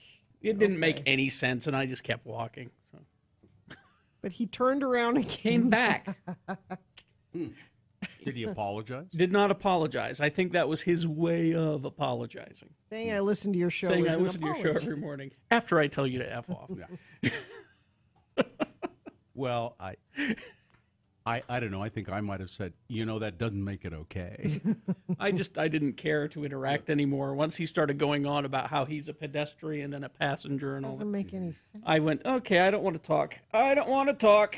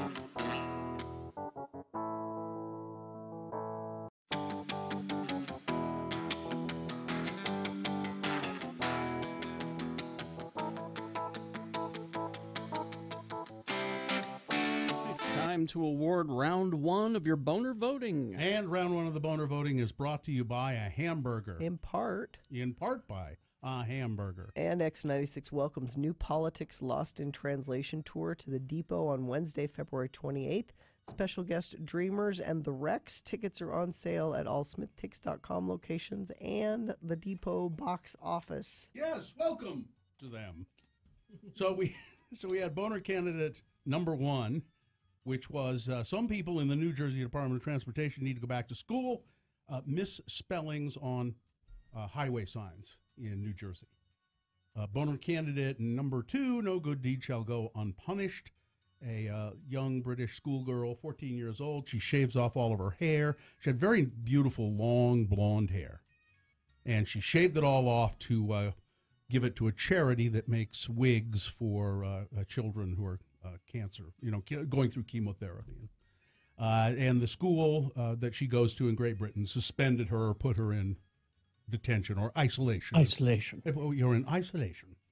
And boner candidate number 3, my favorite candidate, poo flinger, a man overdosing on Viagra and then walking naked through the airport in Thailand, yelling and throwing his own feces at stuff. So let's see. The boner T-shirt winner was Theo. Congratulations to Theo. And the clear-cut winner, overwhelming winner, was boner candidate number 2, no good deed shall go unpunished. I approve. That's what I thought. There we go. All right, so that's the winner of round 1. It goes up against the winner of round 2's boner voting. Round 2 happens at 8:20. Boner fight determines who is boner of the day. That happens at 9:20. Before we go to Bill Frost, just a quick nod to our good friend Cindy Mitchell, who liked the story of me softening that packet of butter in my pants. She said, I understand that completely. I soften Tootsie Rolls by storing them in my bra. If Bill had a bra, he would have put the butter there. Listen. Man's ear. Yeah, if I'd been wearing, or if I'd been wearing a tight, I would have thought of that. If I'd been wearing a tight, like a bicycle jersey, put it in there. Upon qualification, buy a new home with New Dwello's Gift of Equity program. A gift could mean up to $8,740 for the purchase of a new home. Text the word money to 62687. Well, here he is, Bill Frost, fine television writer and columnist for Slug Magazine. You can find Bill's columns and stuff at slugmag.com. It's called Content Shifter. Yeah, it's all about a streaming series. Because So no one watches real TV anymore, So apparently. you just talk about stuff on Netflix, Hulu, Amazon. all the there's Crackle. Of course, Crackle. Yeah. Don't forget Crackle. Yeah, you can't forget Listen, Crackle. all I know is that Comedians in Cars Getting Coffee is on Netflix now, and I'm finally seeing it. Yeah, I've seen some of them on just online, and they're good. They're funny. When I've sought them out because it's a comedian that I wanted to see, like the Patton Oswalt. Yes, yes. But now that it's just there, I'll sit through all of them. Even Sarah Jessica Parker, who I actually liked after that one. Really? Yes, because I've seen interviews with her, and she comes across as the horrible person I always thought she was. I don't think she is. She was just being herself, riding in a car and going to coffee, and I'm like, I like this Sarah Jessica Parker person. All right. You know? And Bill also, of course, will continue his reviews of just regular TV stuff in the TV Tan podcast. TV 10 podcast. All right. That's not going anywhere. So, Golden Globes. Golden Globe. I actually watched it. You know, I was going to, and then I got sidetracked making these damn cookies, and I couldn't watch it. Well, it was a work thing. Yeah. Yeah. I understand. What? Talk about the overall. I like Seth Meyers' opening monologue. It seemed a little long for a opening monologue, but it got a lot in there. Yeah. And he brought one of the bits from Late Night with Seth Meyers in there, where jokes that Seth can't necessarily tell as a straight white male. So he'll do the setup and then hand the punchline to one of his female writers on the show. Good And idea. So in this case, he would hand off the punchline to an actress, or Billy Eichner or somebody, and I think that bit kind of worked pretty well outside I've got of that here if you want to hear Let me hear just a little bit of it. Here we go.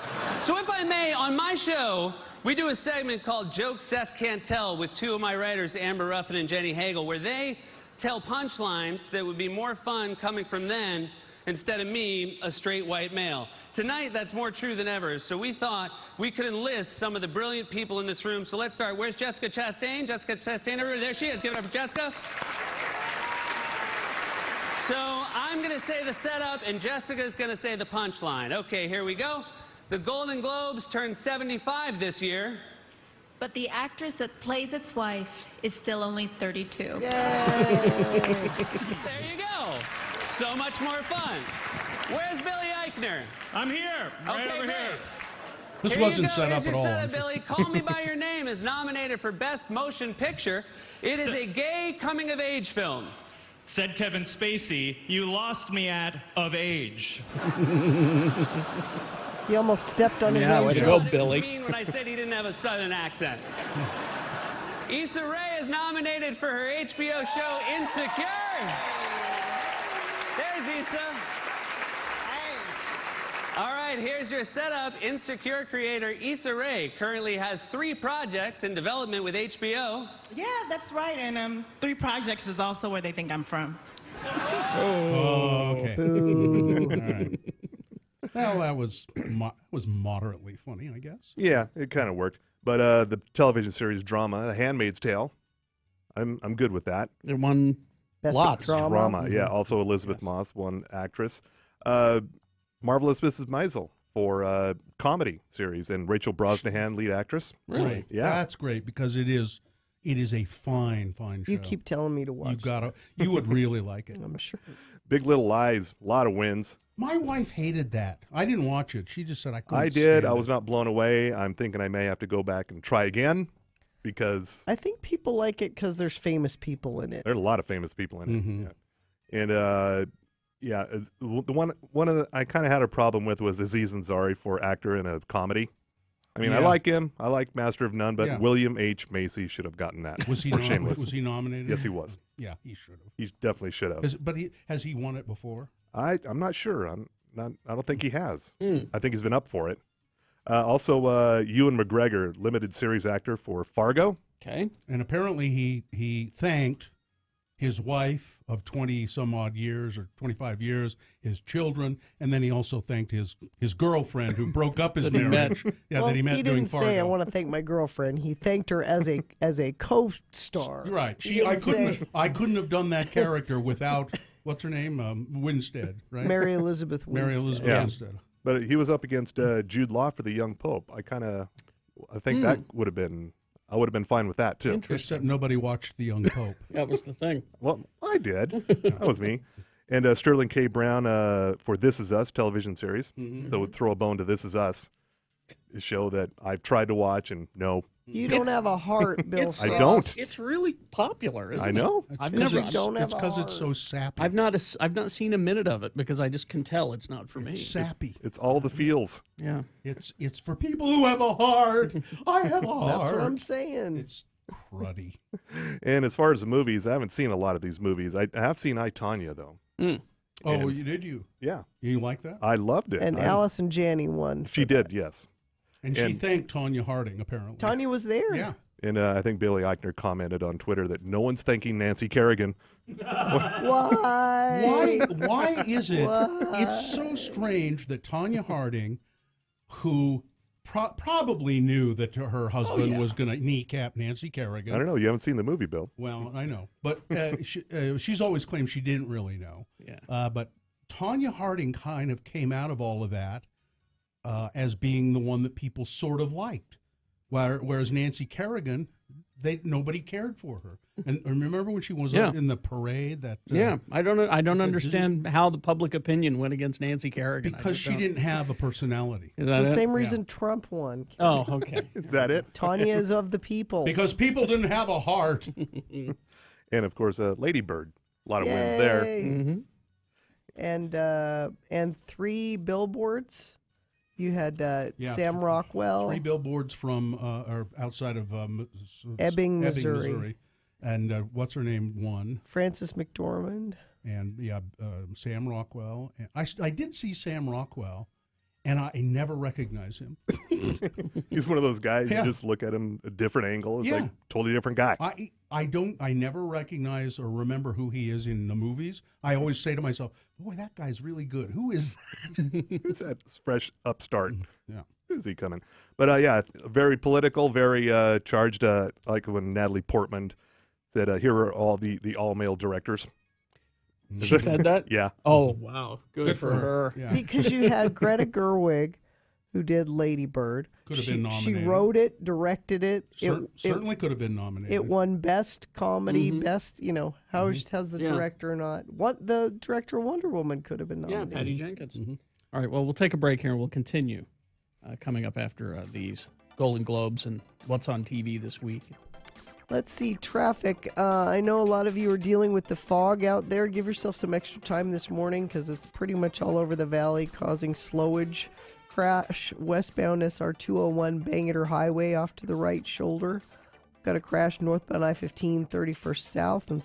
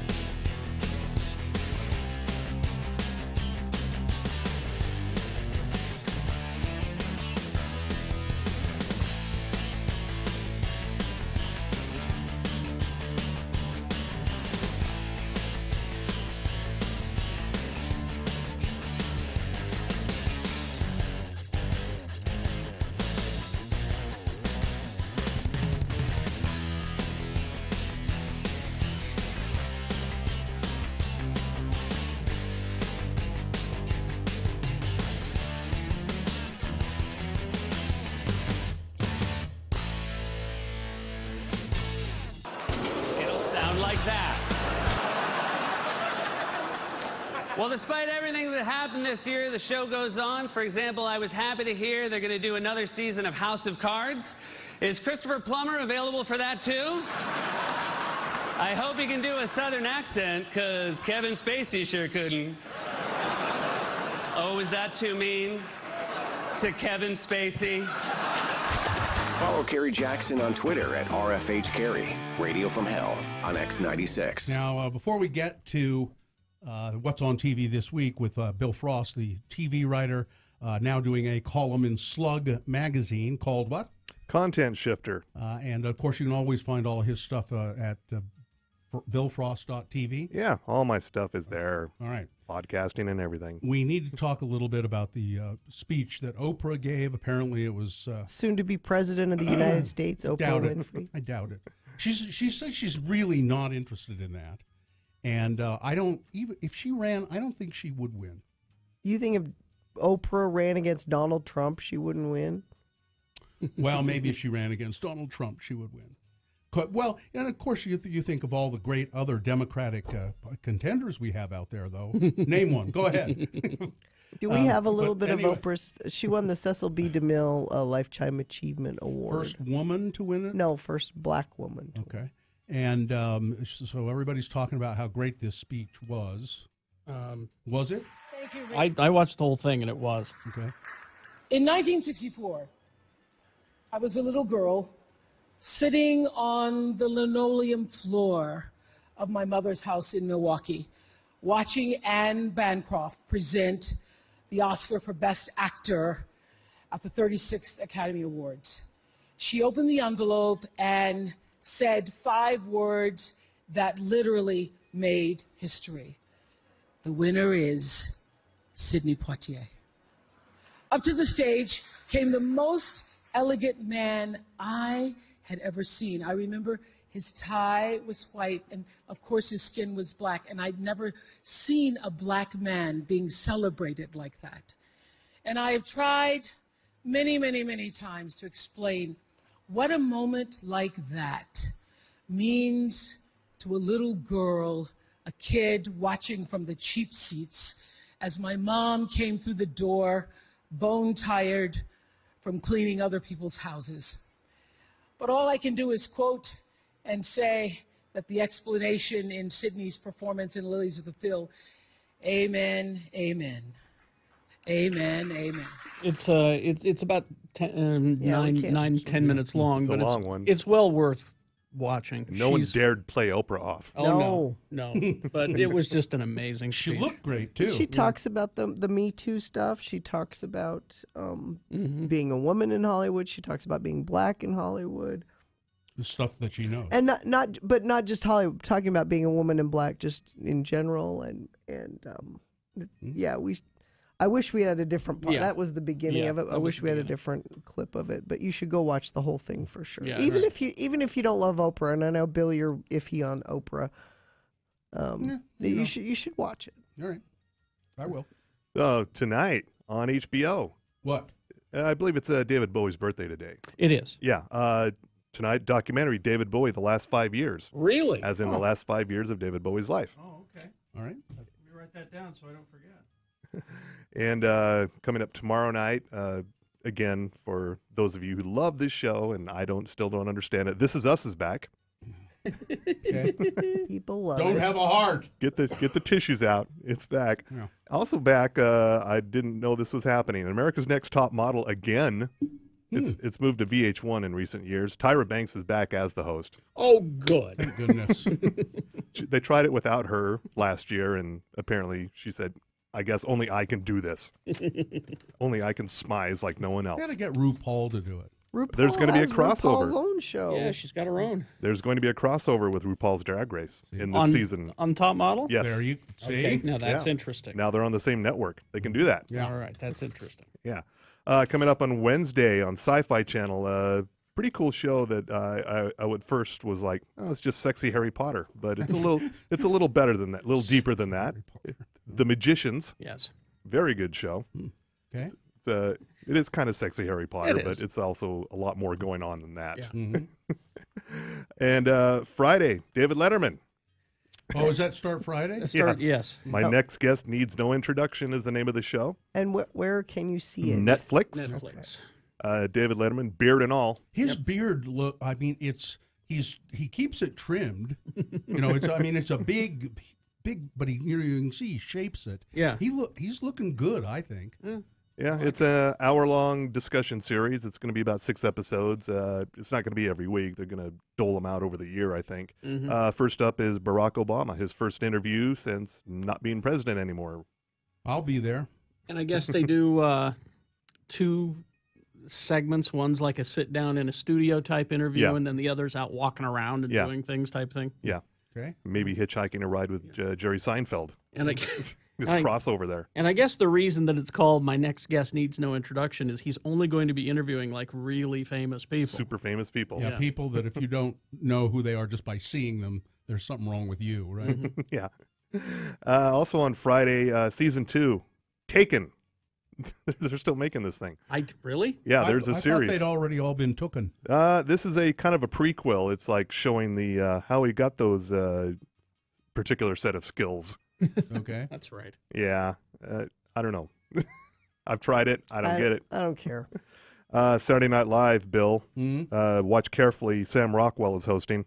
I won't know who it is. Yeah, Bill. Here's how it'll go with Bill watching Saturday Night Live with Sam Rockwell. He'll watch one little clip and he'll go, "Oh yeah, that's Sam Rock," and they'll switch to another one, and Sam Rockwell will be in it again. He'll have completely forgot that it's Sam Rockwell. I probably will watch the whole thing and go, I don't know who that host was, but he was great. Musical guest Halsey.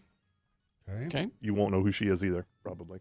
Does she look anything like Sam Rockwell? Actually, Exactly Bill, like Sam Rockwell. you'll like her. I like actually. Halsey. I know. On Sunday, I can't believe it's only 300 episodes of Family Guy. I'd swear there's 1,000 of them. Seems like it. But Remember, yeah. it went away for a few years. Yeah, but still, the season 2 premiere of Divorce with Sarah Jessica Parker and Thomas Hayden Church on HBO. Your new friend, Sarah Jessica Parker. Don't like her enough to watch the show, though. What about Thomas Hayden Church? I like him. He's Okay. good. Yeah. It's about a divorced couple. Oh. Of course, hence the name. Followed by the season 2 premiere of Crashing with Pete Holmes. Very funny show. Yeah. And it's basically Pete Holmes' life as a stand-up comic. Oh, Festus was telling me to watch that. He loves it's pretty that. good. It's a scripted kind of thing. Yes. Okay. All Yeah. right. Mhm. Very funny. And that is your week there. That's the week, huh? Yeah. I was watching Bright. Oh. So it's been, my son Dylan saw it, and he before I did, he said, "Oh, it's terrible, it's awful. The script is so predictable, and it is, you can almost know the dialogue that's coming before they say." And he's right. Yes, it is very predictable. I like the premise of it, though. but I want a good show to be there. I enjoyed it anyway. It was, first of all, the action in it is incredibly well choreographed and done. And there's a lot of it, a lot of gunfights and, and then is it Joel Edgerton who plays the... I believe so, yeah. The orc cop? Yes. Which the show should have been called Orc Cop. But anyway. He's great. He is really good. And Will Smith isn't terrible. And Will Smith is Will Smith, and he does a fine job being Will Smith. And I like the premise quite a bit, and so it's not a hugely good show, but it's it's watchable and enjoyable. Well, you're going to get another one. Yeah, they're making another one. It's basically Colors, the movie. It's Alien Nation in Colors. Yes. Yeah. With a little bit of Hobbit thrown in there. Yeah, and it's I think it's, and they did leave it kind of at the end where you can see where they can go further with it. Oh yeah, there's still going to be crime in L.A. Of course. It's L.A., man. All right. Bright. It's on Netflix. Let's see. Traffic. We've got a crash westbound SR 201 Bangor Highway off to the right shoulder. Crash northbound I-15 31st south in Salt Lake. Crash northbound I-15 30th south. So two right in a row there. So the fog is an issue this morning. Give yourself some extra time. And if you're headed out to the airport, either if you have a flight or picking somebody up, they said 17 flights were canceled this morning, and more are just being delayed. So check with your airline and see if yours was one of the ones canceled or delayed. That's traffic brought to you by. Try the Buck and Under menu at Del Taco for the most fresh choices for $1 or less, like 69-cent mini quesadillas, 89-cent burritos, and the new $1 salsa chicken taco. All right, we got round 2 of the boner voting coming up after these. Here are your candidates. Number 1, too drunk to aim. Number 2, yep, I am a lunkhead. And number 3, hilk. That and Big Boy News coming up. Stand by. RandLife.com is the website. Yes, Rand Life, our good friends, the local mortgage folks at Rand.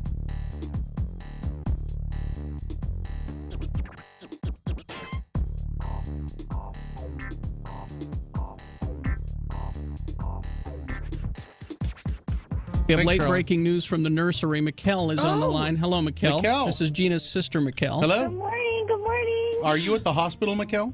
I am. Am I a terrible sister? I'm out here in the hall calling you guys. Why am I doing that? Because we need to know. Are you an aunt? Of course I'm an aunt. I'm the aunt. Well, she was an aunt I before. know, but are you an aunt a new two aunt. times over? Many times over. I don't even know how many times over. Did Gina have the baby?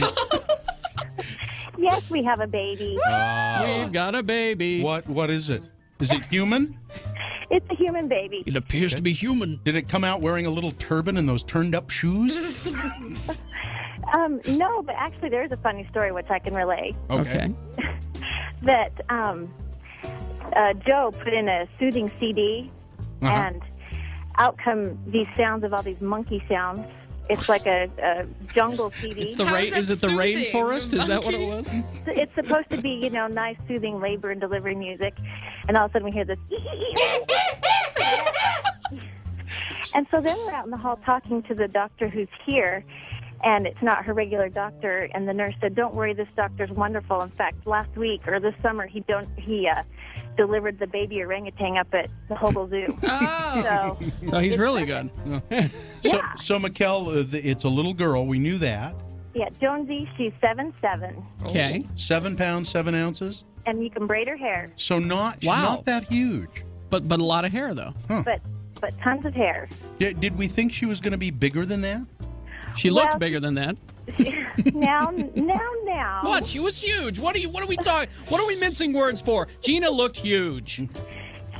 She looks beautiful. Yes, all pregnant women are beautiful and huge. All right. So 7 pounds, 7 ounces. But she still is about 10 days early, so she's a good size. Well, that's a good size. And everything. And was it a hard delivery? Easy? Was it? No, not a peep. Gina didn't say a word. Just 2 pushes and out she popped. It was quick. Baby just slid right out. Is that because she had the drugs, right? That's why she didn't make a Oh peep, yes, right? her thumb was going crazy on the bolus. Absolutely. I'm tired. There you go. Get out of here.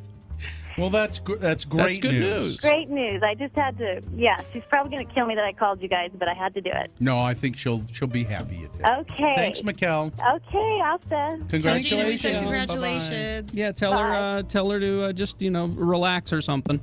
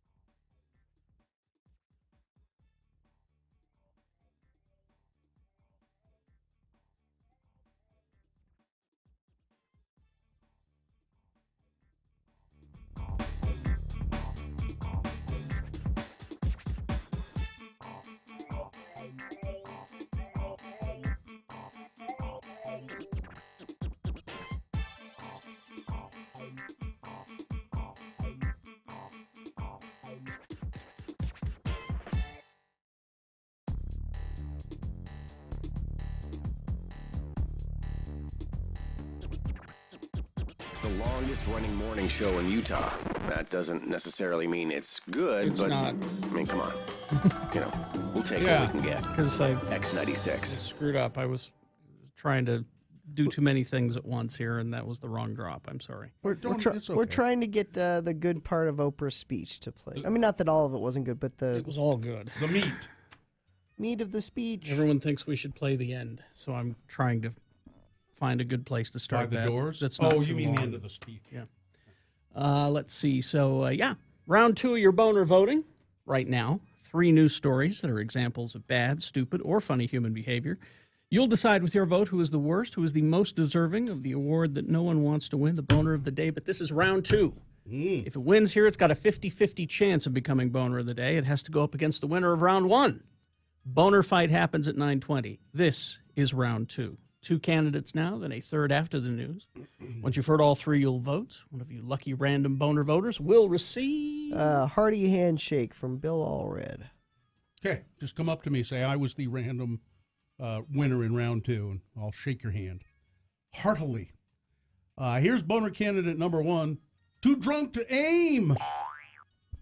Frequent flyer tip, if you're going to use the airplane bathroom and you may not want to get really drunk because it's hard to aim when you're, so you got to aim.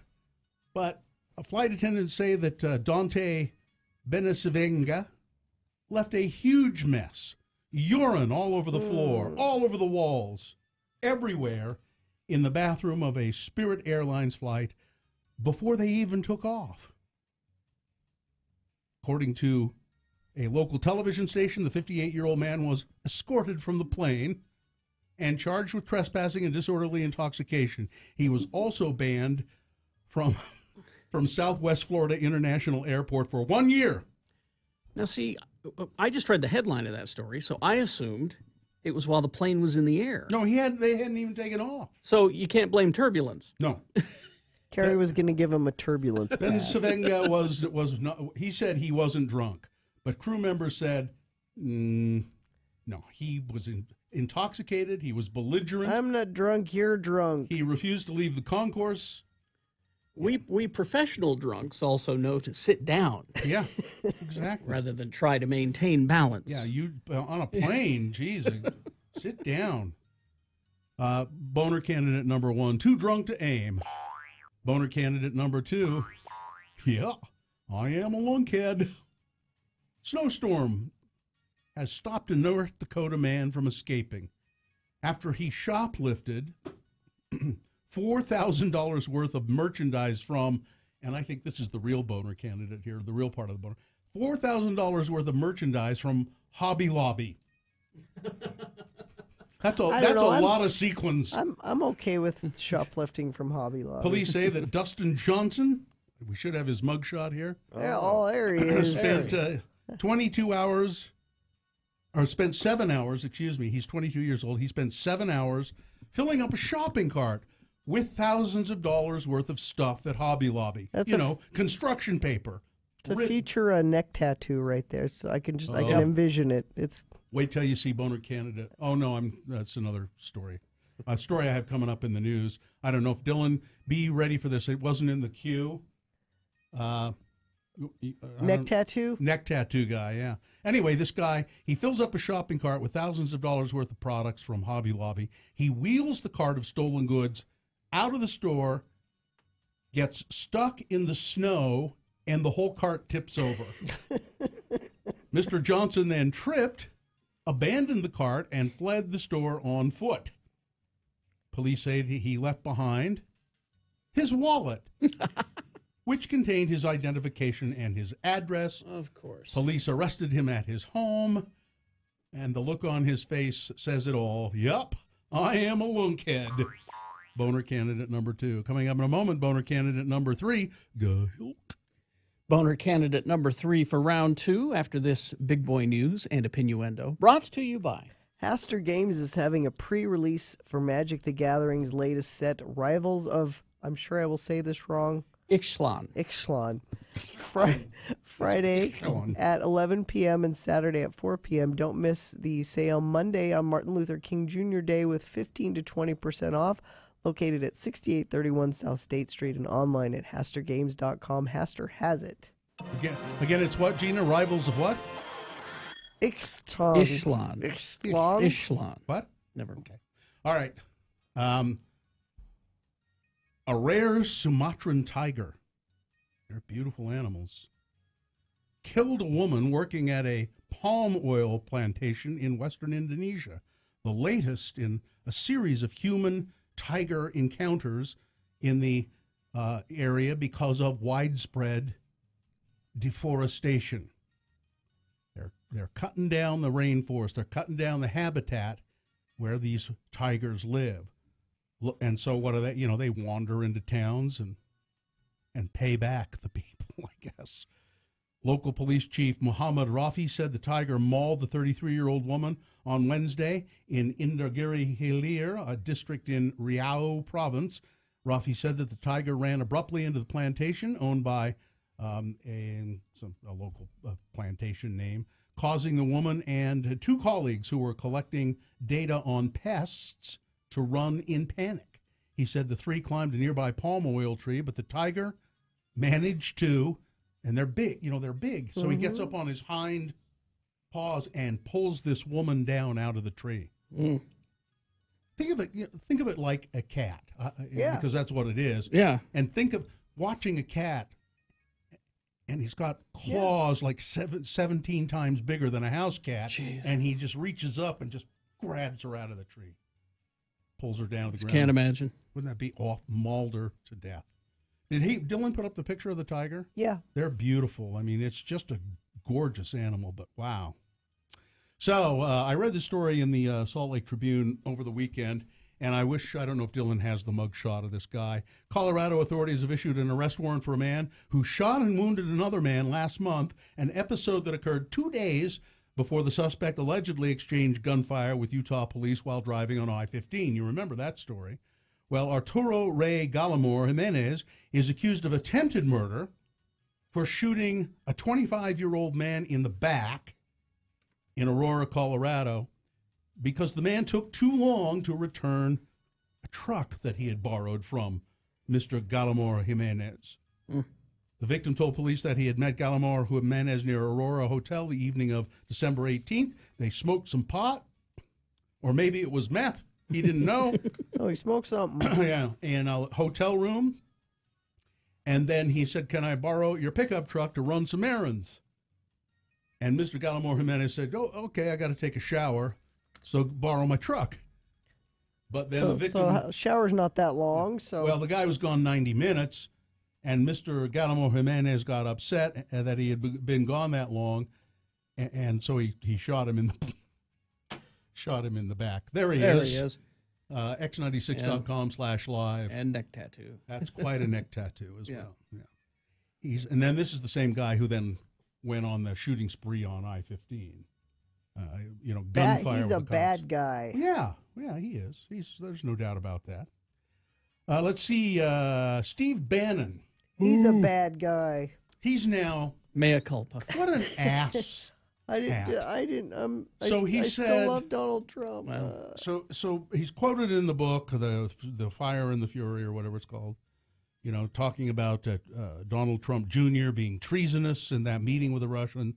That was treason, and now he's backtracking on everything. No, I didn't. I misspoke. I meant Paul Manafort was committed treason. That's what I'm. And so the meeting was treasonous. Okay, I just want to get that clear. Whether it was Donald Trump Jr. or Paul Manafort, the meeting was treasonous. I'm sorry that I called. I'm sorry that I called the president's son unpatriotic. He said, Donald Trump Jr. is both a patriot and a good man. He's been relentless in his advocacy for his father and the agenda that has helped turn our country around. He said, he's just so. Why is he going back? Well, I think because this woman, I forget her name, the Breitbart woman. Yeah, the billionaire woman who has bankrolled Donald Trump and bankrolled Breitbart, which Steve Bannon is the former editor of, and I think he's back there working with them again. He is. She said after he made these comments about Donald Trump Jr., I'm pulling all my money out of Breitbart. Yeah, and that's been pretty much the thing that's been keeping Breitbart alive because they keep losing their advertisers. Yeah. And also the entire audience of Breitbart is turned against Bannon now. Yeah. So I think he's kicking horse turds down the road. And he waited too long to do this. He waited one day too many. Now about that book, the Fire and the Fury. Yeah, sure. Yeah. Were you able to find your copy? Because I talked to 2 different people who went looking for it and couldn't find it. It was sold out everywhere. They're doing another gone. printing. It's gone. Well, it's in its 3rd printing already. Anyway, the guy who wrote Donald Trump's Art of the Deal said he read it and said, "Yeah, that's the Donald Trump I know. Yeah, yep, that's him. That's the thing. The cheeseburger in bed at night. Yeah, you can calling people on the phone. Say what you will about this author, Wolf. I mean, the people who have read this, who know the Trumps, go, yeah." That's kind of like, that's pretty much like him. This is plausible. And to you people who are surprised about this, where have you been? And that nobody in the whole, not the Trump family, everybody involved with the candidacy, none of them thought he was going to win. And none of them were prepared for it. No. They had other jobs lined up. They had... Yeah. Mercer is the name of the financial... Oh, yeah, Mercer. The Mercer That's right, family has yeah. been keeping Breitbart alive. It's pretty amazing, and they're what's his name? Stephen Miller, is that his name? Oh. Went on CNN to try and defend Donald Trump, and he was on with Jake Tapper, and Jake Tapper's trying to ask him some questions, and all Miller wants to do is recite these speeches about how smart Donald Trump and how is. the president isn't crazy, and how everything is normal, and how what a great and Jake Tapper is trying to ask him questions, and he keeps saying, "Calm down. Would you calm down? Stop. I want to ask." And finally, he just said, "That's it. You're out of here. Go, leave." And they had to grab him and take him off the set. Mm-hmm. So if you're not going to answer my questions, he says you're performing for an audience of one here this morning. I can tell. In other words, you know the president is watching. You are being right now. obsequious. You haven't mentioned Stable Genius today either. Stable Genius. Oh, did that happen? I thought we talked about that on No, Friday. it was over the weekend. He's Yeah. a stable genius. I am a stable He's genius. not crazy. He's very stable, and he's a genius. That's what he tweeted. Yes. Donald Trump has also postponed his highly anticipated fake news awards for a week. Well, this gives us a couple more days, you guys. Come on. We got to come up with some more. We fake can news. lobby. For a whole week or And- just a couple of days? I think. Last I heard, it was going to be this coming Wednesday. It says here a week, but Well, it was because he was going to do it Monday, but he said now it's Wednesday. Because interest is so high. Interest is so high. Yeah, that doesn't Wednesday, make any sense January at all. 17th. January 17th. Yeah. So a week from Wednesday. So I'm glad to know that our president has time to put on a fake awards show. That's great. That's news, what isn't he's it? good at. Yeah, that's good to know. So, and then Oprah Winfrey, everybody's talking about the speech she gave at the Golden Globes. Now, she has said in the past, by the way, that she is not interested in running for president. Dylan just brought me in a story on CNN that I guess it was today that said Oprah says she's considering running for the presidency. So I guess she's changed her mind. Most people are responding very positively to this speech that she gave, and we have a little bit of the end of it right This is the last couple of minutes of it. And I just hope that Reese Taylor died knowing that her truth, like the truth of so many other women who were tormented in those years, and even now tormented, goes marching on. It was somewhere in Rosa Parks' heart almost 11 years later when she made the decision to stay seated on that bus in Montgomery. And it's here with every woman who chooses to say, "Me too." And every man who chooses to listen. In my career, what I've always tried my best to do, whether on television or through film, is to say something about how men and women really behave, to say how we experience shame, how we love and how we rage, how we fail, how we retreat, persevere, and how we overcome. And I've interviewed and portrayed people who've withstood some of the ugliest things life can throw at you, but the one quality all of them seem to share is an ability to maintain hope for a brighter morning, even during our darkest nights. So I want all the girls watching here and now to know that a new day is on the horizon. And when that new day finally dawns,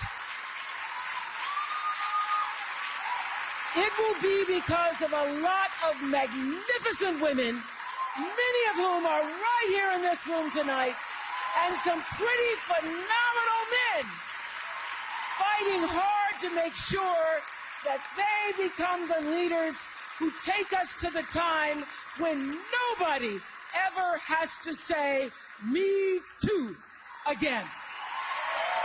Thank you. I just got chills again. That's like the third time I've heard that. So, very powerful. President Winfrey? I'd vote for her after that speech. I'd vote for her in a second. But could a black woman I win think the she presidency? transcends that. I think she's bigger than her To- blackness to and you- bigger than her womanness. To you, yes. I But think what- to a but- lot of people. But to you, and to a lot of people. But what about? She's a successful, But very what- successful businesswoman. But what about all of those middle American people that voted for Donald Trump and others? What about them? We You had know, a she's not black that. man president. Oprah's not that different from. Well, she's a woman. No, but I mean, she's more well known than Barack Obama was when he ran for president. Yeah. I don't know. Be interesting to see. Although I am not going to make predictions anymore because I ruin things. Where's that little envelope of predictions you've been making? Because I want to see what you've ruined. I'm curious as to what you've ruined in your secret predictions. None of those have come true yet. I'll get them out when they do. Let's see. Is it time for? We got time for one more story. One more quick one, yeah. This is a great story here. This is a very interesting story about a BYU student who has blossomed and made a great success selling worm poop. Selling what? Worm poop. What do you do with worm poop? Well, you use it for fertilizer. Now this is a guy named Joe Walker. He says, I did my family's garden when I was growing up. I always had a fascination with plants, but digging in the dirt, I always, liked worms. So he said he has 2,000, they call them worm castings, but it's essentially worm poop. So he has all these worms, and they have the leavings, and then he collects it and puts it in a bag, and he says, it's the best fertilizer you can use. Doug in our chat room. He says, I have a worm poop bin at home. I love my worm poop. I think my friend Kari used to do it. I don't know if she still does. And there was I saw somewhere you could buy this worm box thing that looked like a coffee table, so you could have it in your house. I wanted to call it verisimilitude, but that's not it. What is it called? What? The worm thing. It starts with a V. I'm joking with the verisimilitude, but it's called it's like vermiculture. Vermiculture? Is that what you're looking at? Yeah, vermiculture. And you throw table scraps in your worm bin, and they love it. And then and I guess there's a way that the castings fall out or filter out, and you can collect them. Why don't you just get worms and put them in your garden, and then let them handle their own poop? You want that too, but you want the concentration of the vermiculite. Is that what I'm looking for? No, vermiculite is something different. Vermiculture is what you're right about that. Vermiculite. Vermicelli? Yeah, vermicelli. Vermicelli? Yeah. All right, that's it. Sports, weather, traffic. Sports, you got the last of your college football tonight. So Alabama against Georgia. Yeah. That's the big sports. Go news. Dogs. Really? You're a Georgia guy? Is that, yeah, that's right. You don't want to roll Tide? No. I thought you'd be a roll Tide guy. No, Roy Moore is in Alabama. Oh, that's right. It's a good point. Go Dogs. Weather is connected to the fog, which downtown looks like it's cleared up quite a bit, but there are still some outlying areas experiencing fog. I'm going to refresh here the traffic, see if there's anything we need to tell you about. That fog will burn off. We'll have about 44 for a high today. Crash southbound I-15, 15th south of Woods Cross. The left lane is closed there. Crash westbound SR 201 at exit 12, Bangor Highway off to the right shoulder. And it looks like that's about it, unless you see something you want to send in to us. Oh, yeah, somebody said there's a Christmas tree, free Christmas tree that fell off a car in the middle of the road, northbound Bangor 89 South. So if you need a dead Christmas tree, there's a free one for you. That's traffic. Festus is still here? Yeah. I want him to come and take you home right now. No. Yes, I do. You are fading fast. I can hang on an hour. Yeah, but you won't be worth anything tomorrow. You're barely worth anything now. Thanks. I I'm fine. think your son That's should take just, you I'm home fine. and put you in bed. All right, here's boner candidate number 3. Gilk. Well, a couple of truck owners in Illinois thought that they'd take their new 4x4s out for a ride on a frozen pond.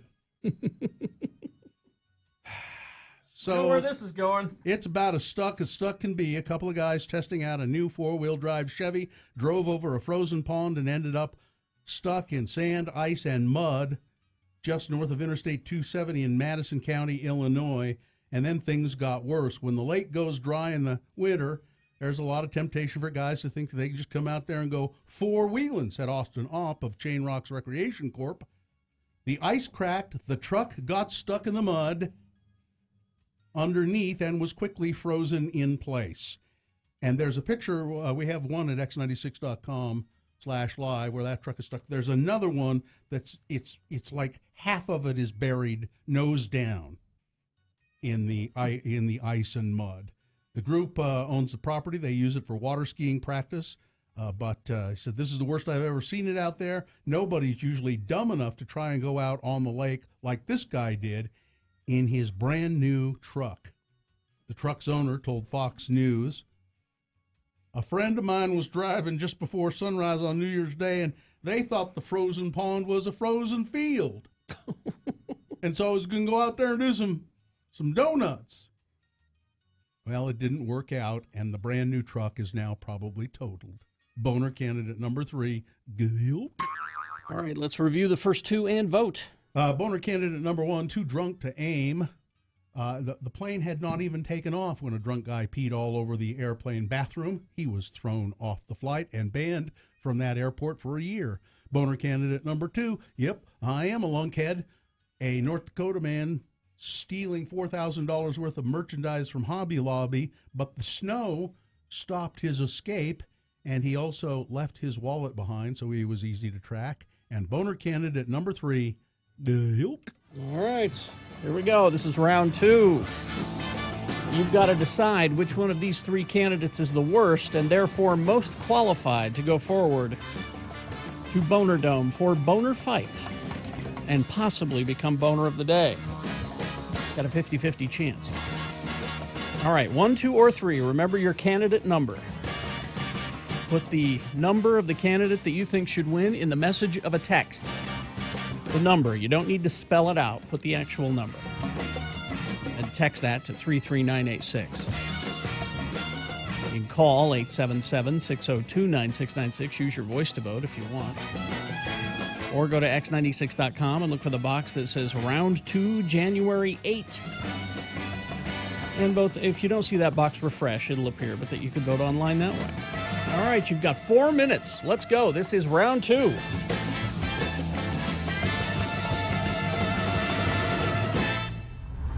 Keep the radio on. A 1-hour nonstop music wingding starts at 10.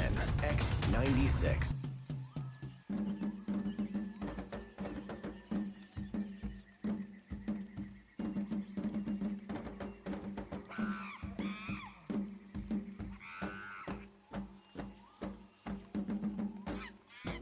Radio from Hell with Carrie, Bill, and Gina. 96.3 FM, X96. Richie flew back from Cedar City, and he flew back on the plane, on the SkyWest plane, with a celebrity. I sitting in the waiting, in the waiting room, the lobby, if you will, waiting to get on my plane. Hey, at the terminal? At the terminal. That's the word I was looking for. Yeah. But, Cedar City has a brand new airport, so it's not really like a terminal. Mhm. It's like a cabin, like a mini Cabela's looking airport thing. Okay. And terminal was the word I probably should have used there. All right. And I'm sitting there, and all of a sudden I see my old friend Mike Leavitt, former governor and now his old friend. Well, and here's why. Hey, Mike. Apparently now Bill told me I should have called him Mr. Secretary. But I said, hey, Mike. Hey, Richie. How's it going? So how do you know Mike Leavitt? He's from Cedar City. He's a Cedar SUU grad, and I met him the first time my dad used to work for him. Oh, that's right. And then also, though, when I did a TV show down at Southern Utah University called SUU Live, and we had him come on and sing Happy Birthday to us, he thought he was going to be discussing hard-pointed issues, and it was kind of a mix between Saturday Night Live and a Late Show with David Letterman kind of format. And so we got him to come on and sing Happy Birthday to us and eat birthday cake. Yeah, it was like the Late Show with David Letterman and what else? And Saturday Night Live. But kind of the non-funny versions exactly. of those. If you can remove all the humor you can from take those. all of the intelligence and humor out of it. It was kind of like that. That's right? exactly what it was. So he sang Happy Birthday, and he's never let us forget that. So did you tell him what you were doing? Where you'd been? Did you chat with him at all? I did. I said, I've been working. I was down here for the radio station. He knew that I worked. He said, "How's that going?" I said, "Pretty well, working in Salt Lake. Work for X96." And he kind of went, he knew exactly what that was. I said, "You're welcome to be on the program tomorrow morning if you'd like." I guess he was flying to D.C. later last night too, so obviously he couldn't. But did he have really any idea what X96 was? I think he's been on the show before. Yeah, his face read like that he had a clue, an inkling, if you will. But just, I asked him. I said, this bird flu really a big deal? Are we really needing to worry about it? And he said, "Nah." Yeah, forget it. No, he says, it's kind of like a tropical storm. It could be something big or it could be nothing. I said, "Okay, thanks." What a thoughtful man. He's such a thoughtful man. He was a nice guy. So you rode back to Salt Lake with Mike Levitt, eh? Yeah. All right. He snores, I think. It was either he or his Secret Service guy that was snoring on the front of the plane. There was only 10 of us, so we're like, come on. I'll bet it's him. You know why he's snoring, don't you? No idea. He has bird flu. That's one of the first symptoms. You snore. I'm surprised he was flying with the bird flu. Oh, no. It makes it easy to fly. Yeah, that's part of you get the bird flu. Part of it is you start to fly. 96.3 X96.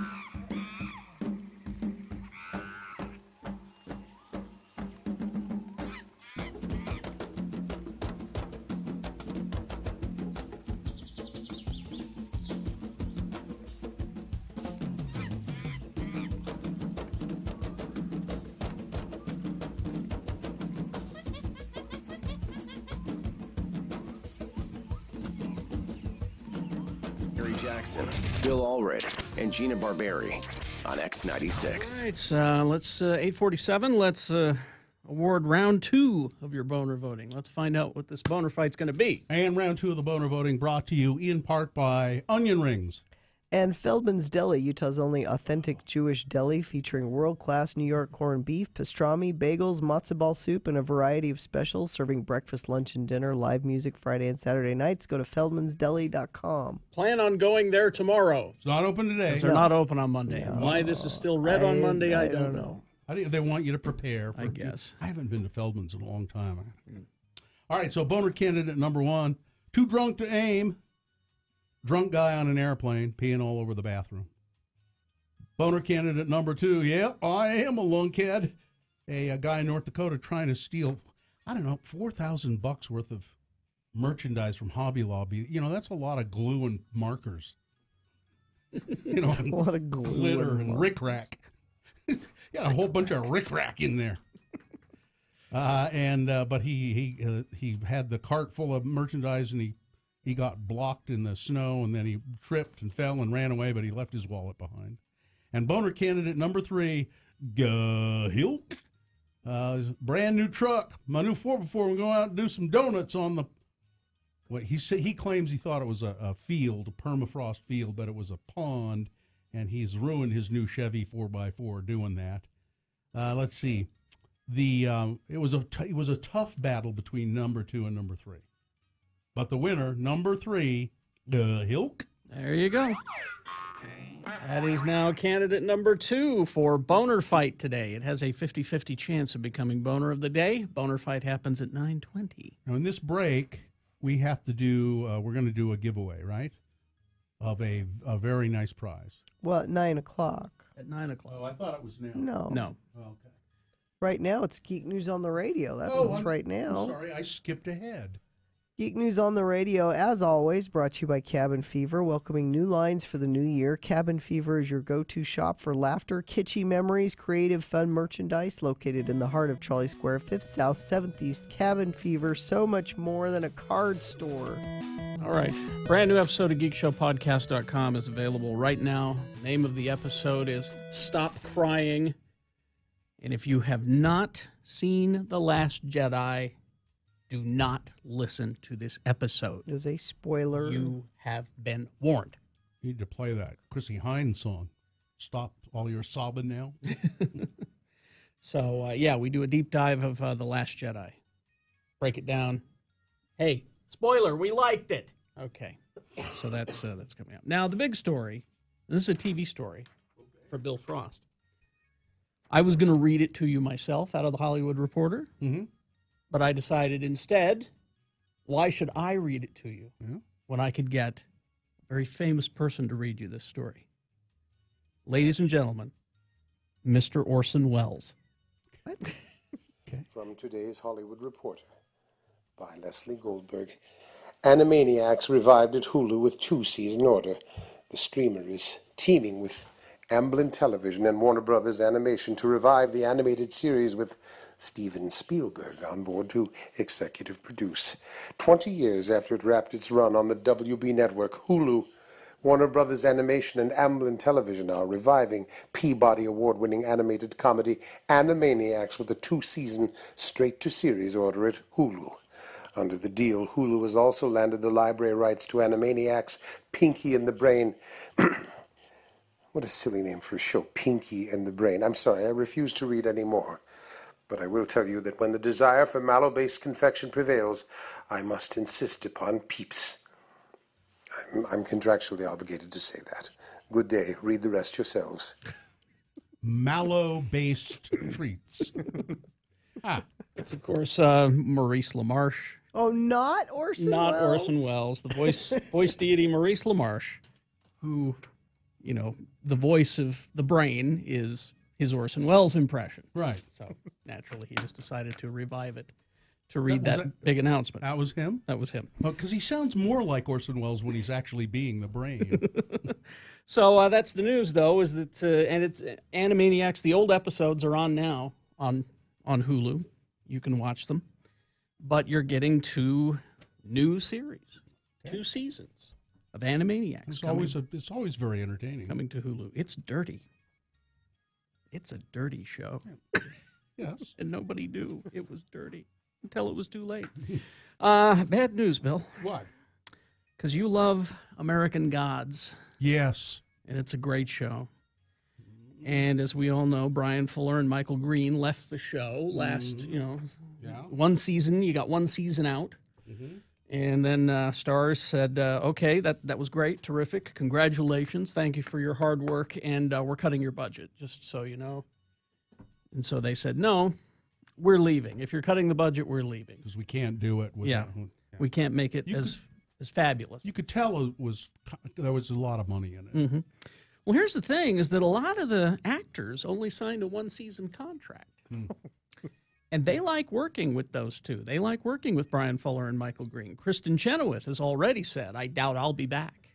And so now will it all fall apart then? Well, now another one has announced that they will not be back. Gillian Anderson will not be back, she says. She's quitting everything. She is not interested in going back if Brian Fuller and Michael Green are not there. She wants to spend more time with her family. So, yeah, it's not looking good for season 2 of American Gods, which is No. really too bad because, boy, that first season was great. Could they do it somewhere else?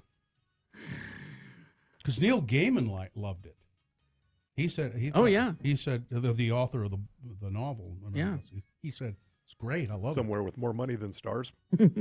Yeah, I guess. Doesn't HBO own Stars? No. Okay. Why was I thinking HBO was involved? Who owns Stars then? Showtime? Showtime, maybe. It's a standalone company. It is. Yeah. Oh, it's on its own. Yeah. Okay. Well, that was a mistake, Stars. You got something that was working for you. You don't. HBO will probably eventually own them, but right now, no. Let's see now. More TV news. That Riverdale show. Yeah. Very popular. Yeah.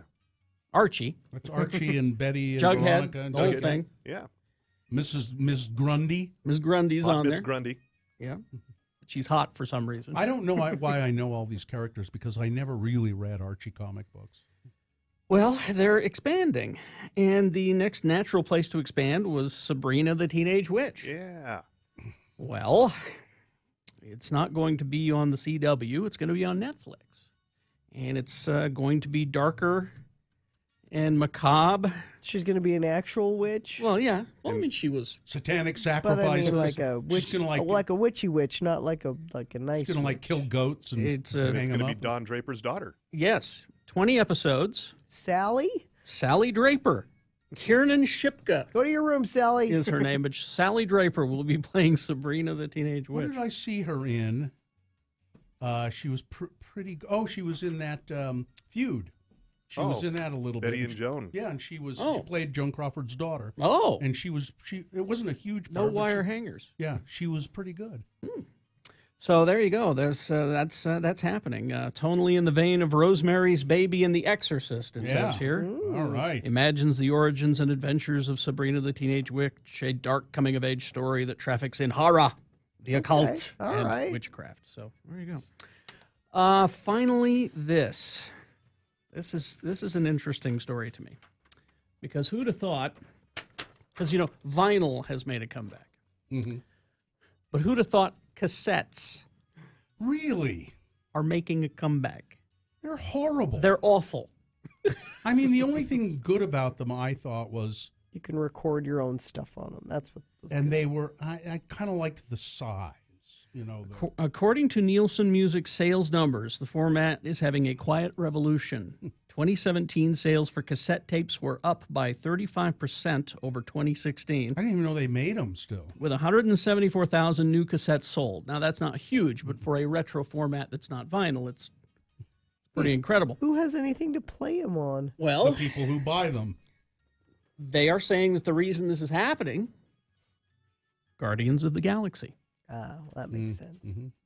The Guardians of the Galaxy top 3 selling tapes are all Guardians of the Galaxy joints. And First that's- and second volumes, also the Cosmic Mix, So which do was you- tied to the And cartoon. that's where the whole idea of mixtapes came from. But Mm-hmm. but do you know what this tells me?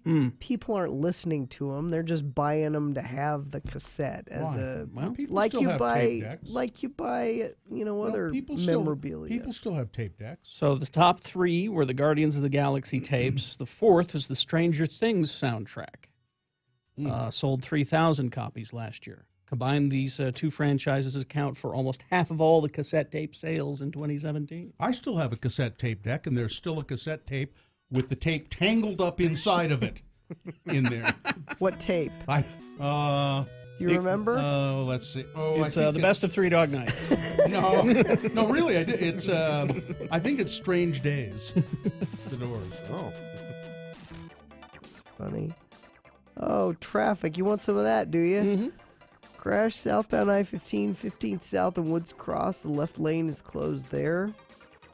Crash westbound SR201 Bangor Highway.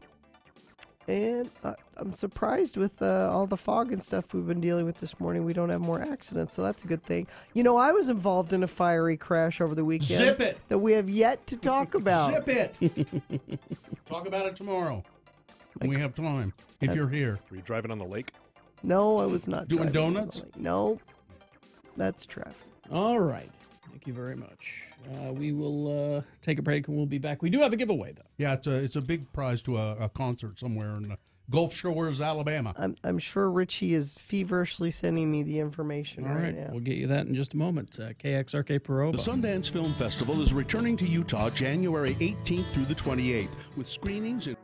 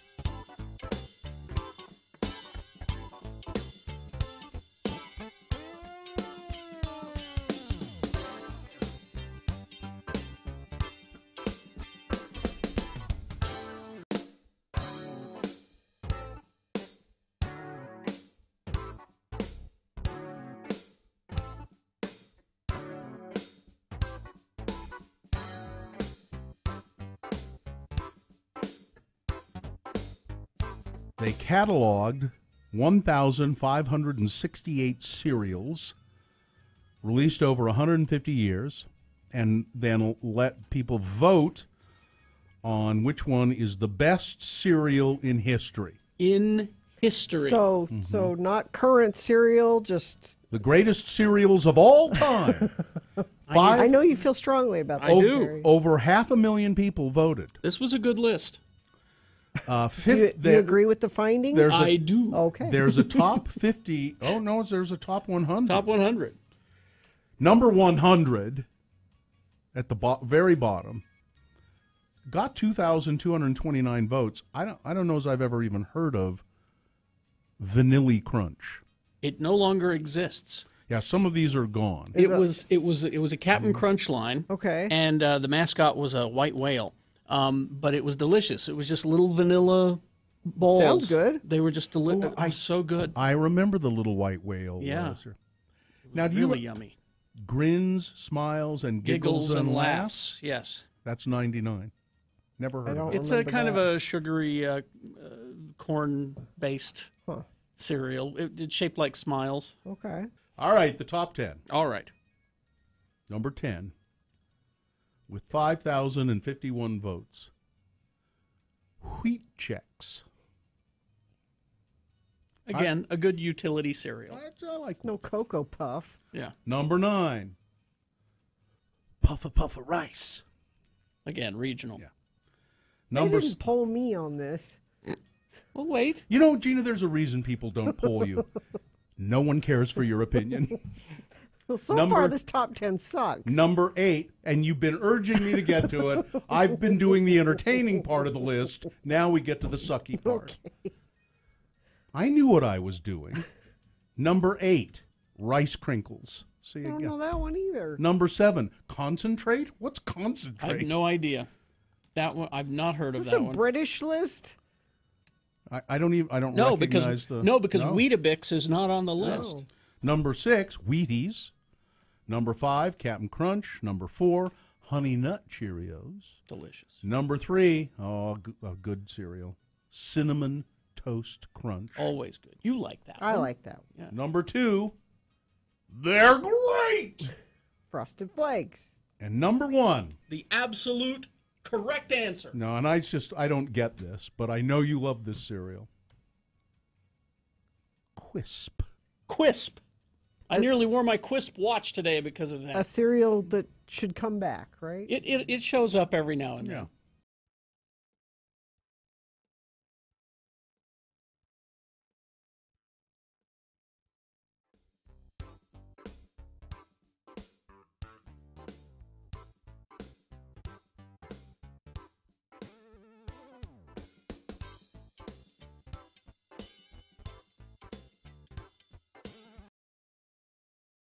Fine. Because he would have been 71 today. 71. And Bill Frost said there's a special about the last 5 years of his life going to be on tonight on HBO. HBO, David Bowie, The Last 5 Years is what it's called. We do have a giveaway here. You're going to qualify for a trip to see the Killers, Cold War Kids, AWOL Nation, Portugal the Man, St. Vincent, Foster the People, Bleachers in concert in Gulf Shores, Alabama. Listen at 9, 2, and 5 for your chance to win a pair of concert tickets to a show here in Salt Lake. A show? I don't know what show. A show. Some show. Some show. And then you'll be qualified for the trip. It's powered by Lyft Credit. I'm going to give you a keyword here, and you'll text that to 33986 to qualify for that flyaway and tickets to a show. Keyword is Gulf. Gulf. Gulf. Text that to 33986. Oh, the tickets are to Sleeping with Sirens here in Salt Lake. Okay. I believe they're coming to the depot. You know, I like to call now or text now, right? Yeah. 33986. What's it again? The word? Gulf. Gulf. So, you know, I like to, on Sunday, I look in the paper and I read through the obituaries in the local paper. Mm-hmm. And you know, occasionally you find these little gems, these people who've led interesting or unusual lives or very productive. Boy, you read some obituaries and you think, this person accomplish so much? I will never do that. Mm-hmm. I will never accomplish the kinds of things. And then you find things that are just kind of odd and entertaining. People write obituaries sometimes in really entertaining ways. And this was in this past weekend, the Salt Lake Tribune. You know, I don't think it was in the Deseret News. Most of the obituaries, are in both papers. And they just kind of, the obituary department, they kind of just handle that for both papers, the Deseret News and the Tribune. But I first looked for it in the Deseret News when I got to work here today, and I couldn't find it. So I think they only ran it in the Tribune. And I don't know if that was the Deseret News' choice. I'm sure it's the family's or the family's choice. I'm sure it's the family's choice. But it was an obituary. His guy's name is Nicholas West, and he looked kind of familiar. His picture looked familiar. He wasn't very old when he died. He was born in 1979. But it says Nicholas James West, born October 29, 1979. His dad dyed his hair red to celebrate the birth of his redheaded son. At an early age, Nick got into good music and good stories. Nick and his younger brother would fuel these passions by stealing CDs and books from the Cottonwood Mall. Jeez. It never occurred to them to get a library card.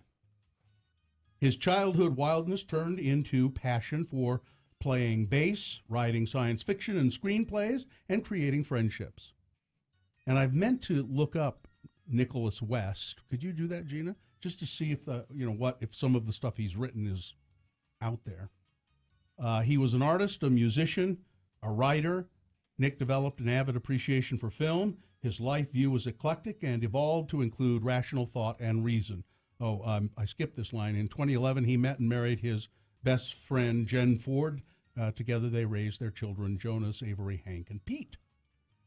In 2015, Nick was diagnosed with ocular melanoma, cancer in his eye.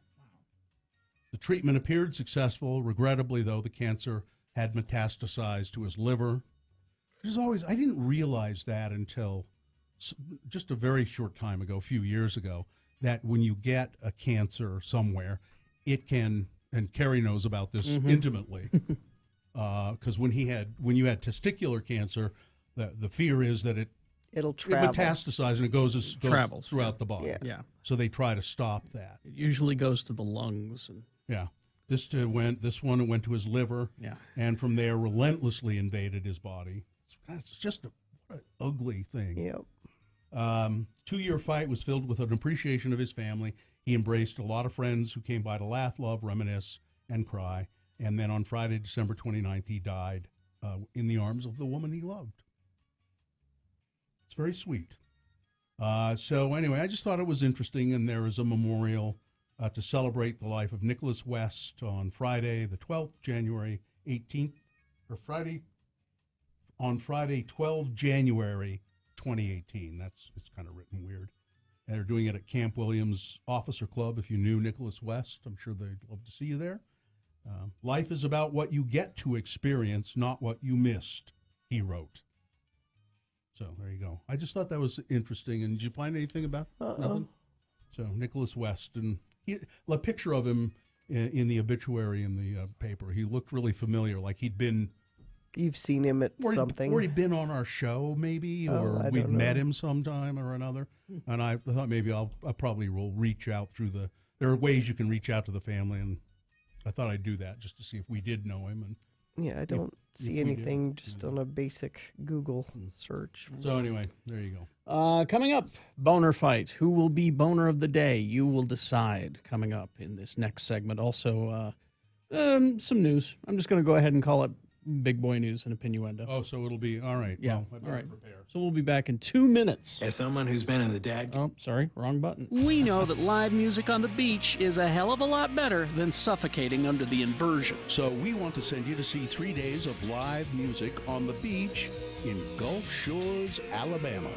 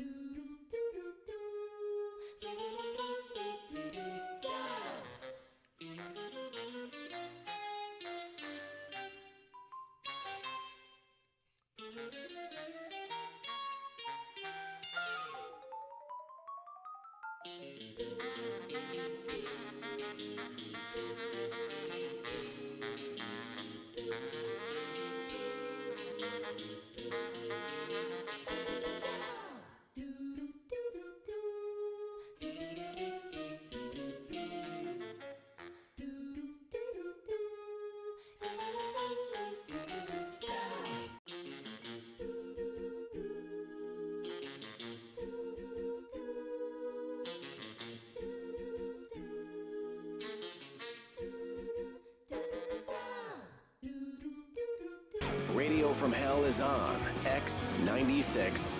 Oh, and on Twitter. Follow us at Radio from Hell. All right, it's 9:17. We got Boner Fight coming up here in a few moments. But first, a reasonable amount of news. All right. Reasonable amount of news brought to you by Squatters and X96 presenting Lights Camera Brunch Sunday, January 21st from 11 a.m. to 1:30 p.m. at Squatters Pub Brewery, 147 West Broadway. Join Bill, Gina, and special guests, director Trent Harris and actor Jay Whitaker, as we eat, drink, and discuss the latest indie films in our Not Safe for Radio podcast. Cost is $15. There will be prizes given away. Space is limited. Reserve your spot today at x96.com. Do it before she passes. I'm dying. And yet, yes, I've been sick since before Christmas. Gina, we're all dying. But you probably a little faster than the rest of us at this point. I think you should go home. We're almost done. Yes, you are. So, I feel bad for this guy. God. A Linden man down there by Arm says employees at a Rite Aid in Orem couldn't help him No, wouldn't, he says. Wouldn't help. Wouldn't help him when his car, a DeLorean, went up in flames in their parking lot, in the Rite Aid parking lot. You know, I was in a fiery crash over the weekend. Zip it! We'll talk about it tomorrow.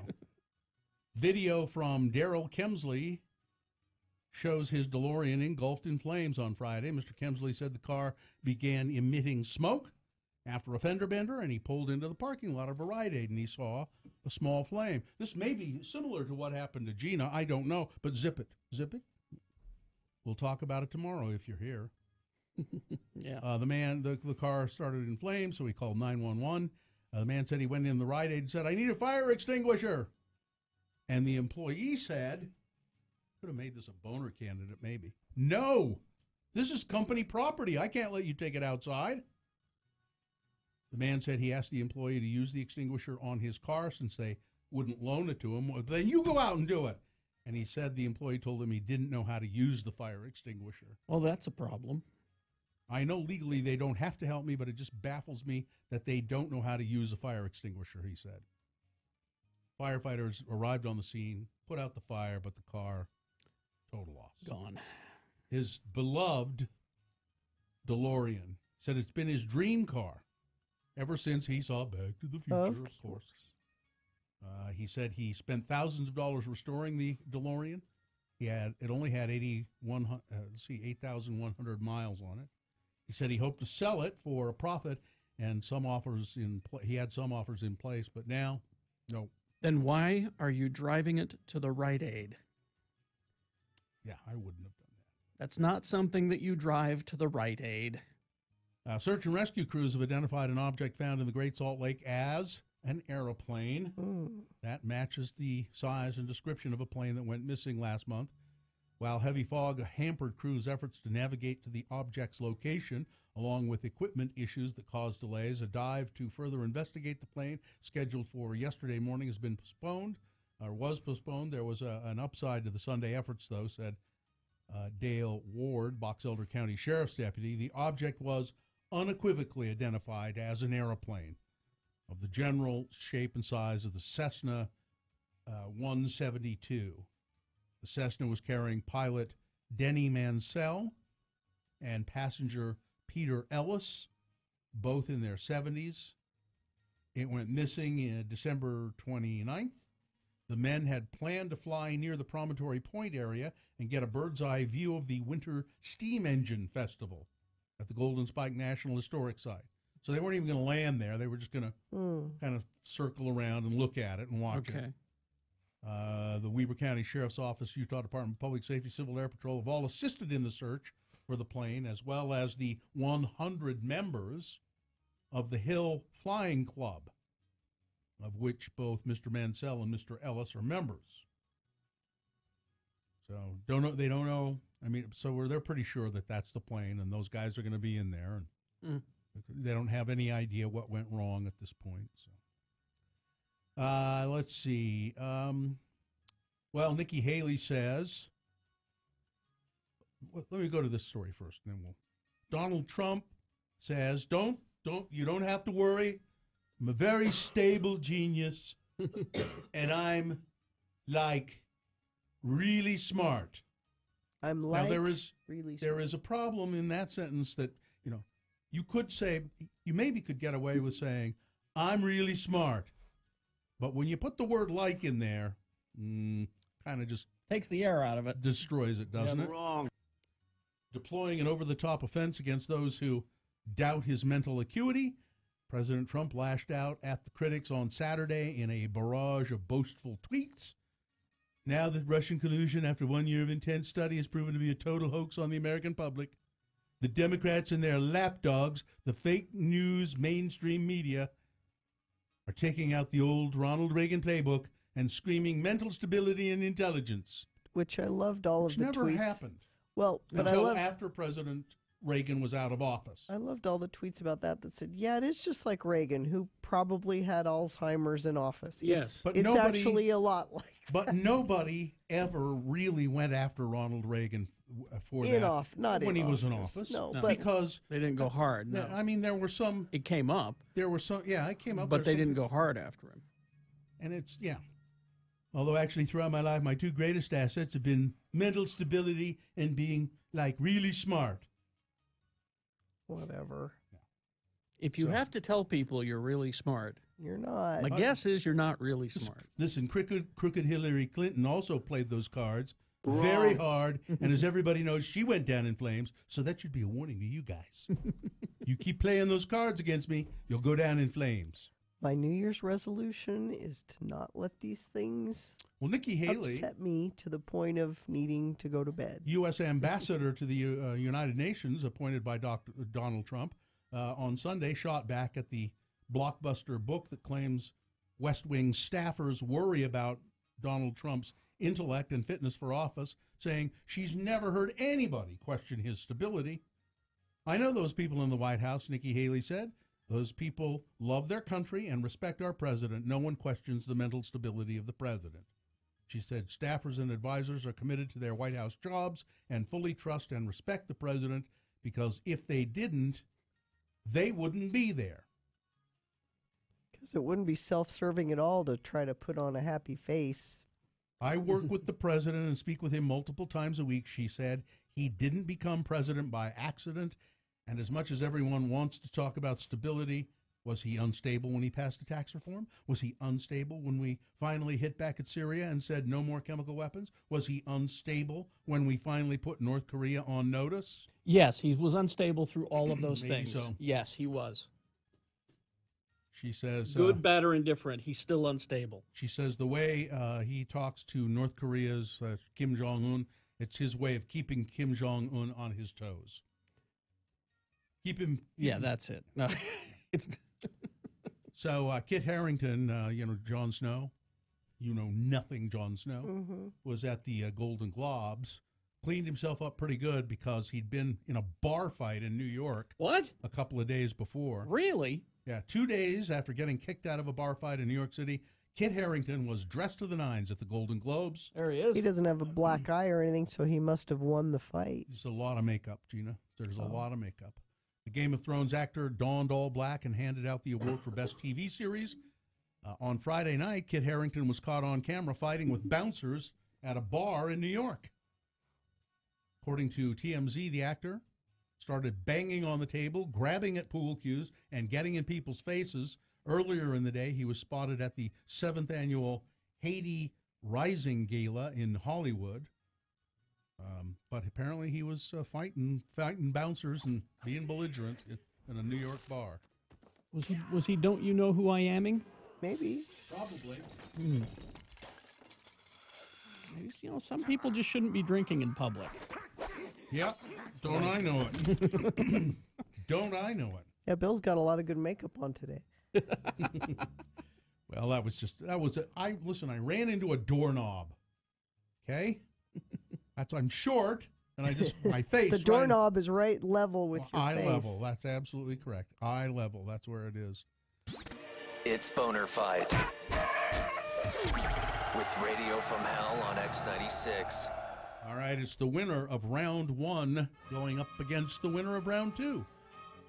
Round 1's winner, no good deed shall go unpunished. The young girl in the UK who shaved her head to donate her hair to cancer patients. She's 14 years old. She had long blonde hair, and she said, I'm going to shave it off and donate it to the charity called Little Prince's Trust, which makes wigs for cancer patients. And now her school has said, well, you can't be in school with hair like that, with that buzz cut, so they put her in detention.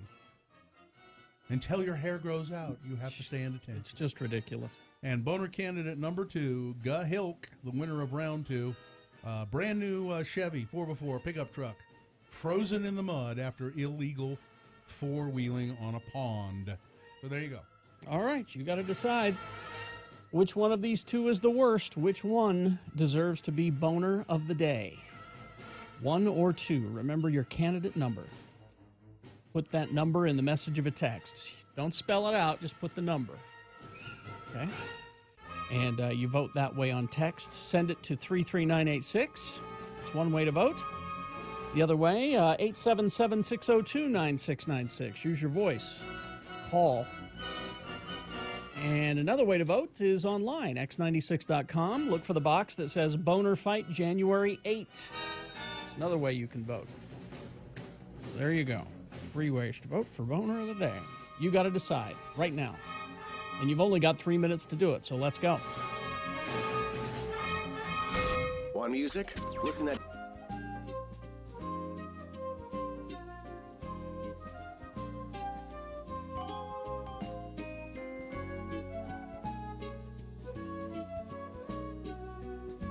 I was thinking today how much just this moment one of our interns, the organized intern Sarah, and I was thinking, I wonder how much it would cost me to hire her For what? as my personal assistant. Here we go. What? You need a personal assistant. Sure, I'd love one. I would love one. I think a personal assistant would do a lot of good things for me. Like what?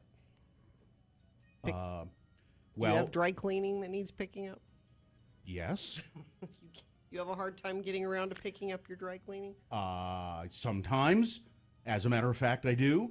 I have any number of organizing things that need to be done all the time.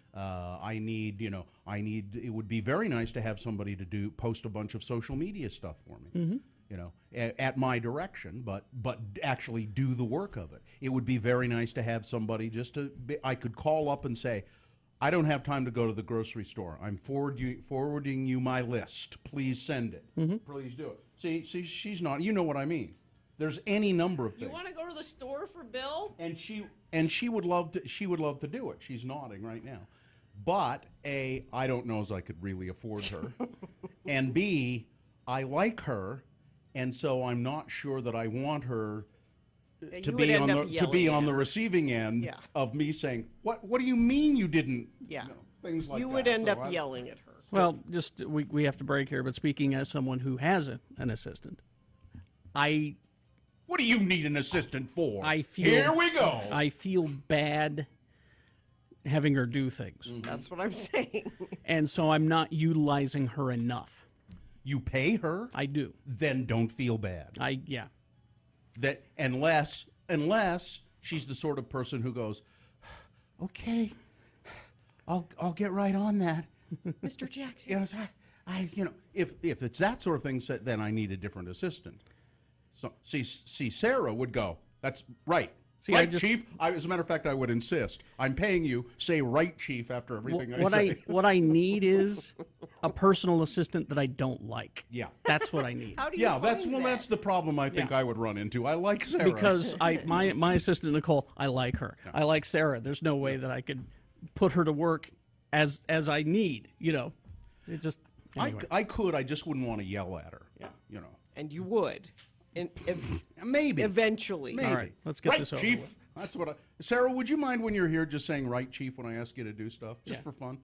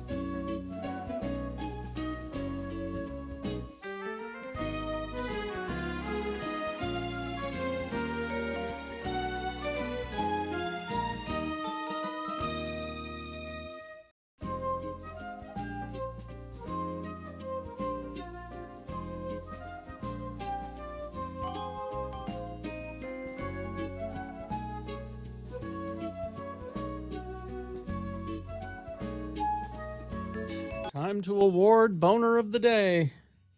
And Boner of the Day is brought to you in part by a hamburger and French fries and onion rings. French fries and onion rings. Had an egg on it. Usually you have one or the other. Well, it was the family thing, so we had a small order of onion rings for everybody could have one or two, and then a lot of French fries. And X96 welcomes New Politics Lost in Translation tour to the Depot on Wednesday, February 28th. Special guest Dreamers and the Rex. Tickets are on sale now at all SmithTix.com locations and the Depot box office. Boner candidate number 1, no good deed goes unpunished or shall go unpunished. A school punishing a girl, this is in Great Britain, for shaving her head to donate her hair to a charity that makes wigs for cancer patients. School said, you can't have hair like that. To go into detention until it grows out. And then Boner candidate number 2 was Gahilk. It was this moron who drove his brand new truck onto a frozen pond, was going to do some wheelies, and got stuck in the mud and water and pretty much has wrecked the truck. The winner was Boner candidate number 1. Yep. No good deed shall go unpunished. I knew it. There you go. It is now Boner of the Day and qualifies to be Boner of the Week. That happens on Friday at about this time. All right. 9:35 right now. I can't talk No, about don't you don't. Well, you can. my fiery crash. Let's get a little tiny tidbits of information, and then we'll talk about it in detail tomorrow. Mm-hmm. Well, I've been texting with our attorney Ed Brass. Well, he's wondering if he needs to step up. Well, here's my question, and maybe this is the part of it that I can talk about. Mm-hmm. And this is a question I have for Ed. When somebody doesn't have a driver's license. Oh. Why don't you have a driver's license, Gina? I have a driver's license. Oh. When somebody commits a crime. Yeah. Ooh, I can't wait to hear about that. Well, no, I mean, or is in an accident, and they don't have a driver's license. How do you know who they are? Well, you ask them. Well, no, but hi, what's your name? But yeah, wouldn't you say it's Emily Smith is my name? Emily Smith did this to you? And I don't have a license. I mean, how do you follow up on that? They could say anything. Well, you know what I mean? I think, did you take their picture? I think the police. The police came. get involved. Okay. All right. They may have ways of finding out who it is. You know what I mean, though? I mean, nope, I don't. we don't have. I don't know. So they had no identification? Nope. At all? Nope. Doesn't mean they don't have it. Just wasn't on them. No, I mean, yeah, no, I don't. And it's not my car. Mm-hmm. And it's not. I don't have insurance, and I just really have nothing. And oops. Wow. Boy, you really screwed up. Oh no, this isn't Not you. me. Wow. I'm just. I never thought about that before. That when they say no, I don't have a driver's license. How did the police look? How do they? They have ways. How? No, this is an honest question. If somebody says I don't have a driver's license, You think that's the only way you can find out who a person is? Then how? Tell me. You have social security numbers. I don't remember my social security. You have where do you live? I couch surf. You know what I'm saying? Okay, if you go that far, then they say, well, then we're putting you in jail. For what? It's not against the law to not have a driver's license. I think yes, it is. It's against the law to not have a. Yes. Well, I mean, if you're in it, if you're driving, yeah. and you don't have a license. She wasn't arrested. She was cited, but not arrested. I just thought that I'm like, what do you could say anything. You run cops run a check on you. I'm not from and they here. ran a check on you too.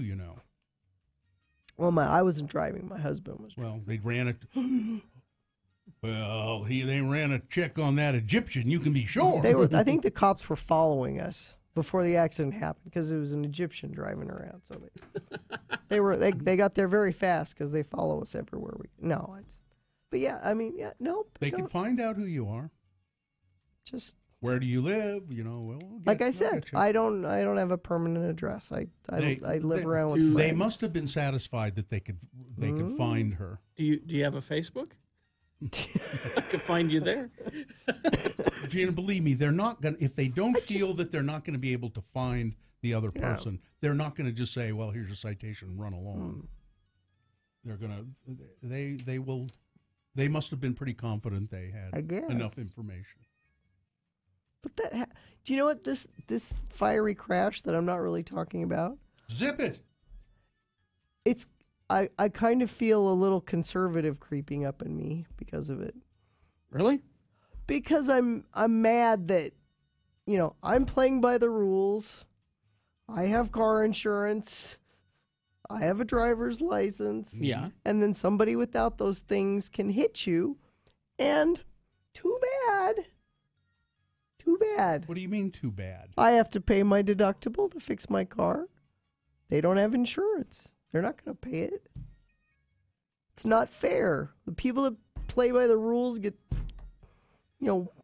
it's not fair. You should have voted for Donald Trump. I know. Because Hillary Clinton Yeah, wants that kind of a that's society. Just it. That's not going to change, I no matter know, who's it in just- office. Now, Ed helped me out with a similar situation. You got hit by someone that didn't have insurance. Yes, it was my my car Hal. Remember my laser Talking car, my yeah. talking car Hal, because that car that hit. Well, I hit them, but they were coming the other way on I-15, crossed the divider, and I T-boned them. And it totaled the car and everything. And yeah, they had no insurance. They were, I believe, underage drivers, no licenses. And the owner of the car, had I wound up paying for all of it. Well, And how were the police able to find this person? well, they found them because of the car was registered. Yeah. But I said, Ed, let's sue the pants off of them. He says, well, we could, but they don't have anything. I'm sorry. I'm sorry they don't have any pants. They don't have anything. It was didn't you notice he wasn't wearing pants when he hit? Yeah. And so it cost you money, right? Yeah. It's an accident that's not your fault, and it costs you money. Yeah. No, it made me very angry, but I don't think that's a conservative or liberal issue. So do you think life is somehow supposed to be fair? No. Have you not noticed that it isn't? It's very frustrating. But your insurance could go after them, certainly. But after who? Well, after what? They don't have, Well, Carrie, they don't have a driver's license. They'll never find them. They can go after who owns the car. Mm-hmm. I don't know. That's where you go, as to who owns the car. Whose car was it? Because ultimately they are the person who is liable for letting this person who does not have a driver's license drive that car. Because they didn't have insurance either. And again, She didn't ultimately, have it. ultimately they are responsible. Yeah. So that's who you go after. And that's where lawyers come I in. would have gone. Did either you or your husband go get checked out at the doctor? So now we're talking about it. Oh, well, yeah. We may as well just talk about it. Well, no, we're out of time. Yeah. Are we out of time? We can't talk about it now. Well, we're kind of out of, yeah. All right. Zip it. And I still have lava stories and why I had to evacuate lava and drive back to Salt Lake in a blinding snowstorm. Where I was on the Malad Pass. Carrie knows the Malad Pass and was in snow all too well. I do. And there were cars on the other side, the direction you were going all those years ago when you rolled that Suzuki. North. Yeah. Rolled that Suzuki off the side in the snowstorm. There were cars. Two rolled off to the side, one of them on its top, an ambulance coming because of the snow on the Malad Pass. That is just the worst. It's treacherous. And when we were driving up to Lava, the weather was nice. And I said, it was a little cold, but I said, as we were driving up, there's always problems on the Malad Pass. Always. And sure enough, when I went back, it was really tough drive for me, but I keep my wits about me pretty well in those kinds of situations. But it's I just drive slower and take it easy and make sure. But man, it's tense driving. It's awful. Terrible. And then there are people who just go boom around you like, what are you going? What are you doing? You're going to end up in a fiery crash. And we'll end up, rolling the car off the side of the Malad Pass. No fun. Ugh, But I didn't want to come back, but I had to come back, and that's a story for tomorrow. All right. We'll something. What? After these, Oh, I Squatters see. and X96 present Lights, camera, brunch. Sunday, January 21st, 11 a.m. to 1:30 p.m. at Squatters Pub Brewery, 147 West Broadway in downtown Salt Lake. Join Bill, Gina, and special guests, director Trent Harris and actor Jay Whitaker, as we eat, drink, and discuss the latest indie film in our Not Safe for Radio podcast. Now, brunch costs $15 and includes a keepsake pint glass and photo opportunities courtesy of tapsnap.net. Plus,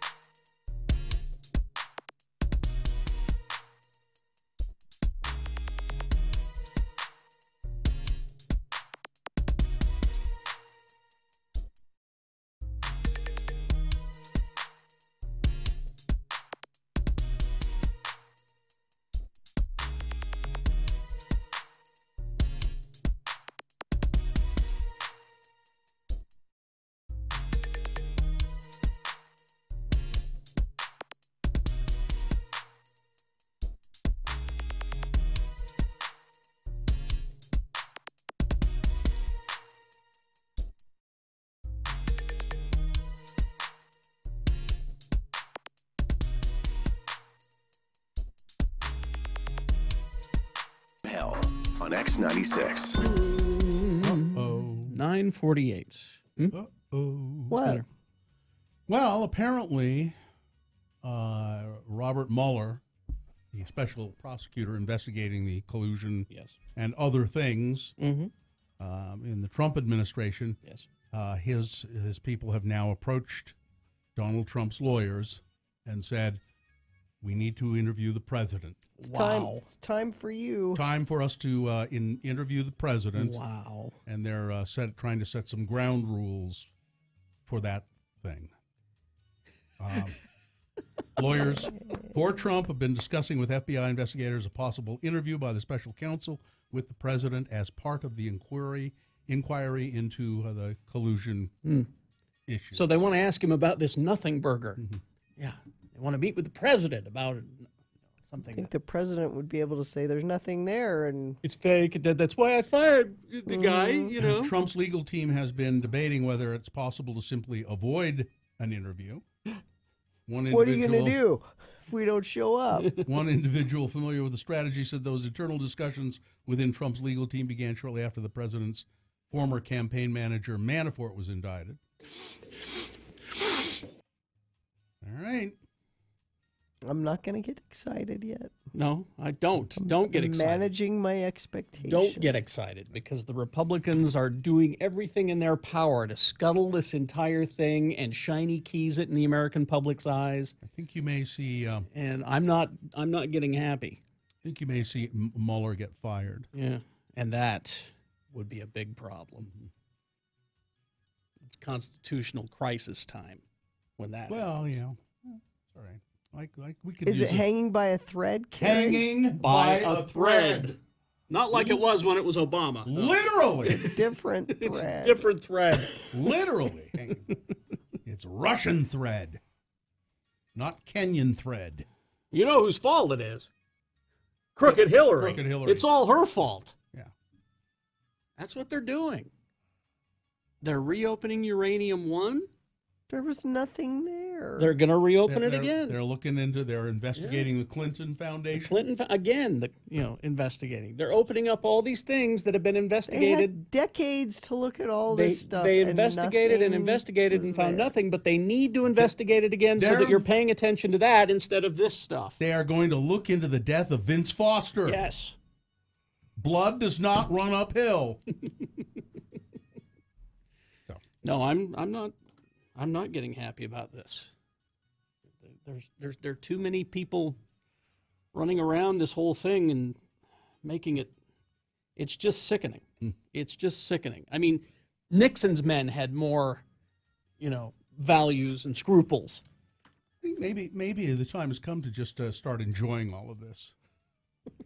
I think that's Watch the way the to, world burn. I think that's the way to, it's the George Carlin approach. It kind of got into. I kind of got that way with the Nixon, whole Watergate impeachment. And I heard Dick Cavett say the other day, I kind of miss all of that. Dick Cavett said something. It was he's.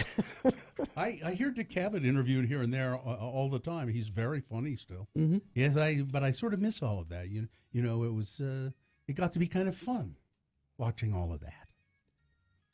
So, but he should be having a good time now, I would think. Yeah.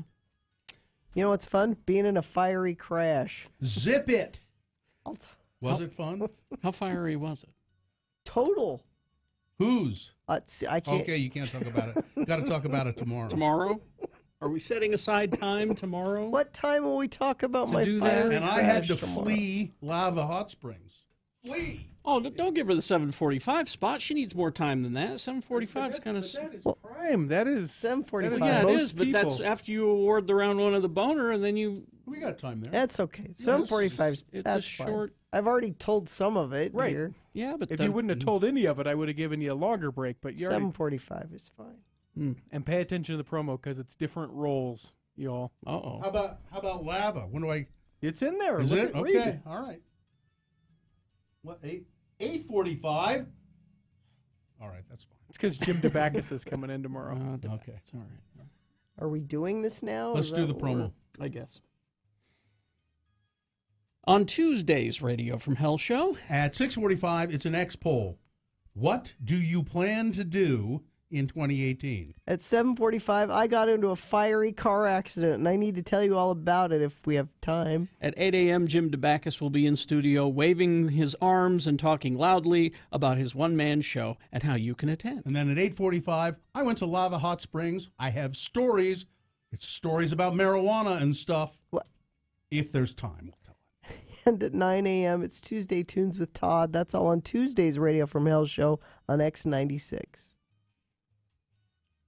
You're just throwing marijuana in there at the end. I've kept that zipped up. You really sound terrible. Are you okay? No. I've been sick for 3 weeks. And yes, I've been to the doctor. Have you tried not talking outside of here? No.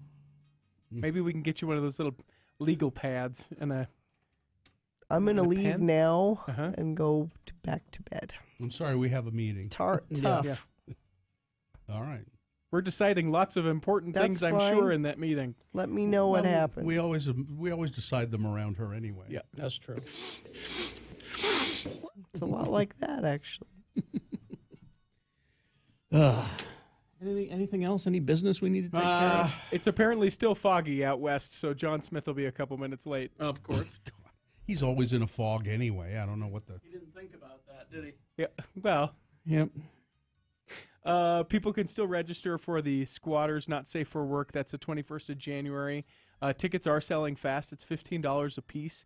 You get a commemorative glass, and it's a 2.5-hour long mixer, which is a little bit longer than normal. Actor Jay Whitaker will be there. Director Trent Harris. We'll have some fun games and some trivia stuff throughout that for people to win prizes. A lot of Sundance-related stuff. Yeah, Sundance, actually Sundance film tickets. Speaking of Sundance, currently booking interviews for our coverage of Sundance. And a special reminder, and I know we'll talk about it later this week, but that locals-only day for Sundance Film Festival tickets is the 11th. I think that's Thursday. So if you are a Sundance film aficionado, you need to make sure you're in on that. Our good friend Cody Dangle is here today, and he goes to so many movies at Sundance, and he's already credentialed himself up and bought all his passes. Should be a good festival this year. Sorry that you'll miss it, Carrie. Yeah. But you'll take pictures from Disney World and where it's warm and where we're not, obviously. I don't know. You don't think you'll take pictures? Oh, I'll take pictures, yeah. No, I'm trying to figure out, because they have this VR experience, Star Wars. Yeah. It's called Secrets of the Empire, I think it's called. This is at Disney World. They have it at Disneyland as well. It's at downtown Disney, but they have them both, and you have to book ahead, and it's, so I got to figure out if, I'm going alone or someone's coming with me and which day and, all that. That'll be cool. So I got to figure that out. And then I missed in Geek News, did you talk about the Lego thing spoiling the Han Solo? Nope. Oh. Is that true? Is that accurate? Don't know. Oh, okay. Carrie doesn't bring up things that don't. I don't bring up things that are potential spoilers. Okay. We'll know when the Han Solo movie comes out. That kind of wasn't a spoiler because I don't know what the hell you're talking about. So. Well, and I don't know any more than just what I saw in the headline. A lot of times, because they have to promote the toys in advance of the movie being out, a lot of times things gets... It could spoil. Leaked. Yeah. It could be. It's such a minor detail that it's unimportant, frankly, the one that you're talking about. Yeah, I don't even know. I just, like I say, saw the headline. All right. Anyway. All right. Live long and prosper, bitches. Don't you know who I am? Kids ruin brunch. They do. I don't know where John Smith is. A 1-hour nonstop music wingding starts now. Utah's original alternative, X96.